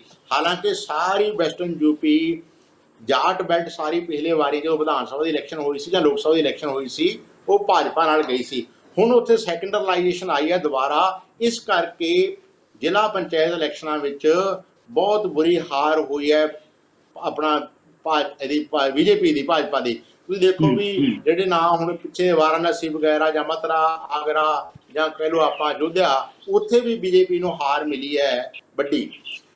ਤੇ ਸੈਕੰਡ ਗੱਲ ਇਹ ਹੈਗੀ ਕਿ ਜਿਹੜੀ ਆਪਣਾ ਆਉਣ ਵਾਲੇ ਦਿਨਾਂ ਵਿੱਚ ਜਿਹੜੇ ਕਿਸਾਨ ਹੈ, ਉਹਨਾਂ ਨੇ ਇੱਕ ਤਾਂ ਇਹ ਫੈਸਲਾ ਕੀਤਾ, ਪ੍ਰੋਗਰਾਮ ਬਣਾਇਆ, ਜਿਹੜਾ ਕਿ ਮੈਨੂੰ ਪਤਾ ਲੱਗਿਆ ਕਿ ਆਉਣ ਵਾਲੇ ਦਿਨਾਂ ਵਿੱਚ, ਥੋੜ੍ਹੇ ਦਿਨਾਂ 'ਚ ਹੀ ਜਦੋਂ ਮਾੜਾ ਜਿਹਾ ਕੋਵਿਡ ਦਾ ਅਸਰ ਘਟਿਆ ਜਾਂ ਇਹਦਾ ਥੋੜ੍ਹੀ ਠੱਲ ਪਈ, ਤਾਂ ਉਸ ਤੋਂ ਬਾਅਦ ਉਹ ਲਗਾਤਾਰ ਜਾ ਕੇ ਜਿਵੇਂ ਪਹਿਲਾਂ ਮਹਾਂ ਪੰਚਾਇਤਾਂ ਕਰ ਰਹੇ ਸੀਗੇ ਯੂਪੀ ਵਿੱਚ ਜਾਂ ਹਰਿਆਣੇ ਵਿੱਚ, ਉਸ ਤਰ੍ਹਾਂ ਦਾ ਹੁਣ ਜਿਹੜਾ ਸਿਲਸਿਲਾ ਉਹ ਯੂਪੀ ਵਿੱਚ ਸ਼ੁਰੂ ਹੋਣਾ ਹੈਗਾ। ਤੇ ਉਹ ਚਾਹੁੰਦੇ ਨੇ ਕਿ ਜੇ ਅਸੀਂ ਇੱਥੇ ਭਾਜਪਾ ਨੂੰ ਥੋੜ੍ਹੀ ਮੋਟੀ ਠੱਲ ਪਾ ਦਈਏ ਜਾਂ ਇੱਥੇ ਇੱਕ ਡਰ ਕ੍ਰੀਏਟ ਕਰ ਦਈਏ ਕਿ ਭਾਜਪਾ ਨੂੰ ਆਉਣ ਵਾਲੇ ਸਮੇਂ 'ਚ ਹਰਾਇਆ ਜਾ ਸਕਦਾ ਹੈ, ਤਾਂ ਹੋ ਸਕਦਾ ਕਿ ਭਾਜਪਾ ਦੀ 3 ਕਿਸਾਨ ਬਿੱਲ ਹੈਗੇ ਉਹਨਾਂ ਨੂੰ ਰੱਦ ਕਰਦੇ ਤੇ ਨਾਲ MSP ਬਾਰੇ ਵੀ ਕੋਈ ਨਾ ਕੋਈ ਫੈਸਲਾ ਕਰੇ। ਭਾਜਪਾ ਨੂੰ ਵੀ ਚਾਹੀਦਾ ਸੀ ਕਿ ਅਸੀਂ ਸਸਪੈਂਡ ਕਰਦੇ ਹਾਂ ਜਾਂ ਅਸੀਂ ਇਹਨਾਂ ਨੂੰ ਠੰਡੇ ਵਾਸਤੇ 'ਚ ਪਾਤਾ ਹੈ, ਅਸੀਂ ਤੁਹਾਡੇ ਨਾਲ ਬਹਿ ਕੇ ਗੱਲ ਕਰਾਂਗੇ, ਨਵੇਂ ਕਾਨੂੰਨ ਜਿਵੇਂ ਬਣਾਉਣੇ ਆ, ਜਿਵੇਂ ਤੁਸੀਂ ਕਰੋਗੇ ਆਪਾਂ ਰਾਏ ਕਰਕੇ ਦੁਬਾਰੇ ਬਣਾ ਲਾਂਗੇ। ਐਡੀ ਕਿਹੜੀ ਗੱਲ ਜੀ। ਧਾਲੀਵਾਲ ਸਾਹਿਬ ਇੱਕ ਛੋਟਾ ਜਿਹਾ ਧਾਲੀਵਾਲ ਸਾਹਿਬ ਕੁਝ ਇੰਨੀਆਂ ਗਲਤੀਆਂ ਕੀਤੀਆਂ ਨੇ ਜਿਨ੍ਹਾਂ ਕਰਕੇ ਭਾਜਪਾ ਨੂੰ ਇਹ ਦਿਨ ਦੇਖਣੇ ਪੈ ਰਹੇ ਨੇ। ਓਕੇ ਧਾਲੀਵਾਲ ਜੀ, ਇੱਕ ਸਵਾਲ ਮੈਂ ਅੱਗੇ ਜਾਣ ਤੋਂ ਪਹਿਲਾਂ ਲੈਣਾ ਚਾਹੁੰਦਾ ਹਾਂ। ਭਾਜਪਾ ਦੀ ਜਿਹੜੀ ਨੀਤੀ ਹੁੰਦੀ ਹੈ ਵਿਰੋਧੀਆਂ ਤੇ ਹਮਲਾ ਕਰਨ ਦੀ, ਹੁਣ ਬੰਗਾਲ 'ਚ ਇਲੈਕਸ਼ਨ ਲੰਘ ਗਿਆ, ਉੱਥੇ ਹਿੰਸਾ ਹੋ ਰਹੀ ਹੈ, ਹਿੰਸਾ ਹੋਈ ਹੈ, ਤਾਂ ਹਿੰਸਾ ਦੀ ਕੋਈ ਵੀ ਹਮਾਇਤ ਨਹੀਂ ਕਰੇਗਾ। ਪਰ ਦੂਜੇ ਪਾਸੇ ਜਿੱਦਾਂ ਤੁਸੀਂ ਜ਼ਿਕਰ ਕੀਤਾ ਯੂਪੀ 'ਚ, ਉੱਥੇ ਵਾਰਾਣਸੀ ਦੀ ਗੱਲ ਕਰ ਲਈਏ, ਗੋਰਖਪੁਰ ਦੀ ਗੱਲ ਕਰ ਲਈਏ, ਉੱਥੇ ਘਰਾਂ ਤੋਂ ਬੰਬ ਸੁੱਟੇ ਜਾ ਰਹੇ ਹੈ, ਮਾਰਤਾੜ ਹੋ ਰਹੀ ਹੈ ਇਲੈਕਸ਼ਨ ਦੇ ਨਤੀਜਿਆਂ ਤੋਂ ਬਾਅਦ।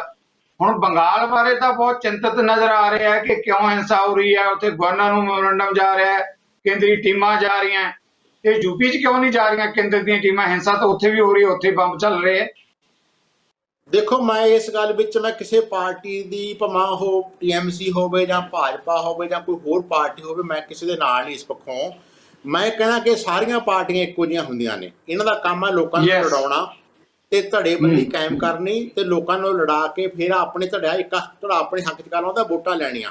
ਇਹ ਲੋਕਾਂ ਨੂੰ ਸਮਝਣਾ ਚਾਹੀਦਾ ਕਿ ਅਸੀਂ ਵੋਟਾਂ ਪਾ ਲਈਆਂ, ਜਿਹਨੂੰ ਅਸੀਂ ਚਾਹੁੰਦੇ ਸੀ ਉਹਨੂੰ ਵੋਟਾਂ ਪਾ ਕੇ ਅਸੀਂ ਜਿਤਾ ਲਿਆ, ਹੁਣ ਅਸੀਂ ਚੁੱਪ-ਚਾਪ ਕਰਕੇ ਆਪਣਾ ਕੰਮ ਕਰੀਏ, ਆਪਣੇ ਘਰੇ ਰਹੀਏ।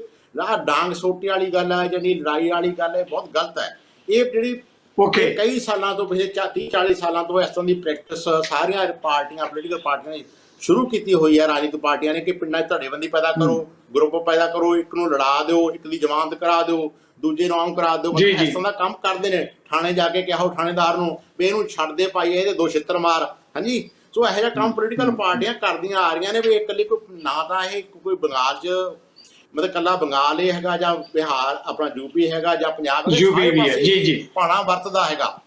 ਹਾਂ थैंक यू ਇਹ ਗੱਲ ਸਹੀ ਹੈ ਕਿ ਬੰਗਾਲ 'ਚ ਥੋੜ੍ਹੀ ਜਿਹੀ ਵਾਇਲੈਂਸ ਐਤਕੀ ਤਾਂ ਬਹੁਤ ਘੱਟ ਹੋਈ ਹੈ, ਪਰ ਅੱਜ ਤੋਂ 10 15 20 ਸਾਲ ਪਹਿਲਾਂ ਜਦੋਂ ਲੈਫਟ ਦਾ ਰਾਜ ਸੀ ਉੱਥੇ, ਉਦੋਂ ਵਾਇਲੈਂਸ ਇਸ ਤੋਂ ਕਿਤੇ ਕਈ ਗੁਣਾ ਜ਼ਿਆਦਾ ਹੁੰਦੀ ਸੀਗੀ। ਮੈਂ ਤੁਹਾਨੂੰ ਇਸ ਗੱਲ ਦੀ, ਤੁਸੀਂ ਪੁਰਾਣੇ ਅਖਬਾਰ ਆਪਾਂ ਨੂੰ ਹੁਣ ਯਾਦ ਨਹੀਂ ਕਿਉਂਕਿ ਆਪਾਂ ਅੱਗੇ ਸਮੇਂ ਨਾਲ ਅੱਗੇ ਚੱਲਦੇ ਜਾਂਦੇ ਹਾਂ, ਆਪਾਂ ਨੂੰ ਪਤਾ ਨਹੀਂ ਰਹਿੰਦਾ ਪੁਰਾਣੀਆਂ ਘਟਨਾਵਾਂ ਦਾ। ਜਦੋਂ ਲੈਫਟ ਦਾ ਰਾਜ ਸੀ ਉਦੋਂ ਬਹੁਤ ਜ਼ਿਆਦਾ ਵਾਇਲੈਂਸ ਹੁੰਦੀ ਸੀ ਉੱਥੇ ਇਲੈਕਸ਼ਨ ਤੋਂ ਬਾਅਦ ਜਾਂ ਰੂਟੀਨ ਵਿੱਚ। ਸੋ ਇਹ ਕੋਈ ਨਵੀਂ ਗੱਲ ਨਹੀਂ ਬਿਹਾਰ ਵਿੱਚ ਜਾਂ ਬੰਗਾਲ ਵਿੱਚ ਜਾਂ ਉੱਤਰ ਪ੍ਰਦੇਸ਼ ਵਿੱਚ ਇਹ ਵਾਇਲੈਂਸ ਹੁੰਦੀ ਹੈ, ਪਰ ਇਹ ਕਰਦੀਆਂ ਪੋਲੀਟੀਕਲ ਪਾਰਟੀਆਂ। ਵੋਟਰਾਂ ਨੂੰ ਸਿਆਣਾ ਵੋਟਰਾਂ ਨੂੰ ਸਿਆਣੇ ਹੋਣਾ ਚਾਹੀਦਾ ਹੈ। ਵੋਟਰਾਂ ਨੂੰ ਚਾਹੀਦਾ ਕਿ ਅਸੀਂ ਜਿਹੜੀ ਪਾਰਟੀ ਨੂੰ ਜਿਤਾਉਣਾ ਸੀ ਜਿਤਾ ਦਈਏ, ਹੁਣ ਅਸੀਂ ਲੜਾਈ ਪੜਾਈ 'ਚ ਨਾ ਪਈਏ, ਆਪਣਾ ਕੰਮ। ਓਕੇ, ਮਿਹਰਬਾਨੀ ਤਾਲੀਵਾਲ ਸਾਹਿਬ, ਥੈਂਕ ਯੂ ਵੈਰੀ ਮਚ, ਤੁਹਾਡਾ ਵਿਊ ਪੁਆਇੰਟ ਆ ਗਿਆ। ਰਾਸ਼ੀ ਜੀ, ਆਪਾਂ ਪੰਜਾਬ ਦਾ ਜ਼ਿਕਰ ਕਰੀਏ, ਮਮਤਾ ਬੈਨਰਜੀ ਦੀ ਆਪਾਂ ਗੱਲ ਕੀਤੀ ਆ, ਬੰਗਾਲ ਜਿਹੜੇ ਨਤੀਜੇ ਆਏ ਆ, ਪੰਜਾਬ ਦੀਆਂ ਪ੍ਰਸਥਿਤੀਆਂ ਦੇ ਵਿੱਚ ਵੀ ਜਿੱਦਾਂ ਧਾਲੀਵਾਲ ਸਾਹਿਬ ਨੇ ਕਿਹਾ ਕਿ ਕੋਈ ਵੀ ਜਿਹੜੀ ਵਿਰੋਧੀ ਧਿਰ ਜਾਂ ਕੋਈ ਵੀ ਰਾਜਸੀ ਧਿਰ ਇਹ ਨਹੀਂ ਚਾਹੁੰਦੀ ਕਿ ਕਿਸਾਨ ਅੰਦੋਲਨ ਕਾਮਯਾਬ ਹੋਵੇ। ਪੰਜਾਬ 'ਚ ਕਿਵੇਂ ਲੱਗਦਾ ਕੱਲ ਨੂੰ ਪੰਜਾਬ ਵਿਧਾਨ ਸਭਾ ਦੀਆਂ ਜਦੋਂ ਚੋਣਾਂ ਹੋਣਗੀਆਂ ਤਾਂ ਕਿਸਾਨ ਜਥੇਬੰਦੀਆਂ ਕੌਮੀ ਪੱਧਰ ਤੇ ਵੱਡੀ ਭੂਮਿਕਾ ਨਿਭਾ ਰਹੀਆਂ, ਪੰਜਾਬ ਦੇ ਅੰਦਰ ਵੀ ਕੋਈ ਵੱਖਰੀ ਸਥਿਤੀ ਪੈਦਾ ਹੋ ਸਕਦੀ ਹੈ। ਪ੍ਰਾਸ਼ੀ ਜੀ ਇਸ ਮੁੱਦੇ ਤੇ ਧਾਲੀਵਾਲ ਸਾਹਿਬ ਕਹਿ ਰਹੇ ਸੀ ਜਿੱਦਾਂ ਮਮਤਾ ਬੈਨਰਜੀ ਦੀ ਜਿੱਤ ਦੇ ਵਿੱਚ ਕਿਸਾਨ ਜਥੇਬੰਦੀਆਂ ਨੇ ਭੂਮਿਕਾ ਨਿਭਾਈ ਹੈ, ਪੰਜਾਬ ਦੀਆਂ ਸਮੁੱਚੀਆਂ ਹੀ ਰਾਜਸੀ ਧਿਰਾਂ ਦੀ ਬਹੁਤੀ ਸਹਿਮਤੀ ਨਹੀਂ ਹੈ ਕਿਸਾਨ ਜਥੇਬੰਦੀਆਂ ਦੀ ਰਾਜਸੀ ਭੂਮਿਕਾ ਤੇ।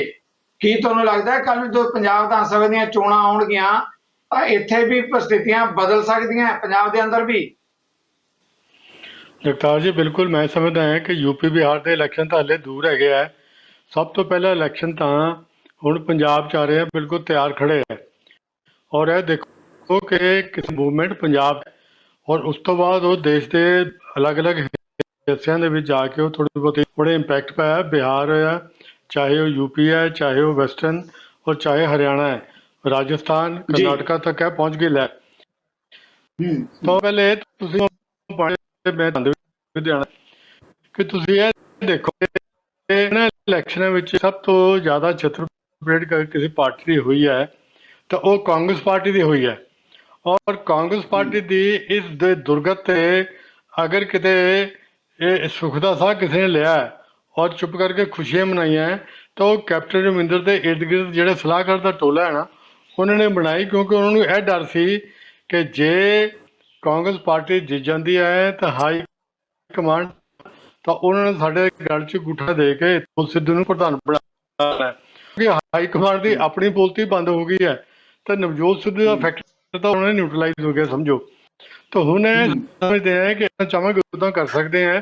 ਔਰ ਪੰਜਾਬ ਦੇ ਸਿਆਸੀ ਹਾਲਾਤ ਤੇ ਨਜ਼ਰ ਦੌੜਾਈ ਜਾਏ ਕਿ ਇਸ ਵੇਲੇ ਕਾਂਗਰਸ ਪਾਰਟੀ ਇਸ ਕਰਕੇ ਨੰਬਰ 1 ਤੇ ਆ ਰਹੀ ਹੈ ਕਿਉਂਕਿ ਨਾ ਆਮ ਆਦਮੀ ਪਾਰਟੀ ਦੇ ਪੈਰ ਲੱਗ ਰਹੇ ਹੈ, ਨਾ ਸ਼੍ਰੋਮਣੀ ਅਕਾਲੀ ਦਲ ਜਿਹੜਾ ਹੈ ਉਹ ਆਪਣੀ ਜਿਹੜੀ ਇਹ ਜ਼ਮੀਨ ਜਿਹੜੀ ਉਹਨਾਂ ਦੇ ਪੈਰਾਂ ਥੱਲੇ ਖਿਸਕੀ ਸੀ ਉਹਨੂੰ ਕੋਈ ਰਿਟਰੀਵ ਕਰ ਸਕਿਆ, ਔਰ ਨਾ ਹੀ ਕੋਈ ਹੋਰ ਜਿਹੜੀ ਜਥੇਬੰਦੀ ਅੱਗੇ ਆਈ ਹੈ।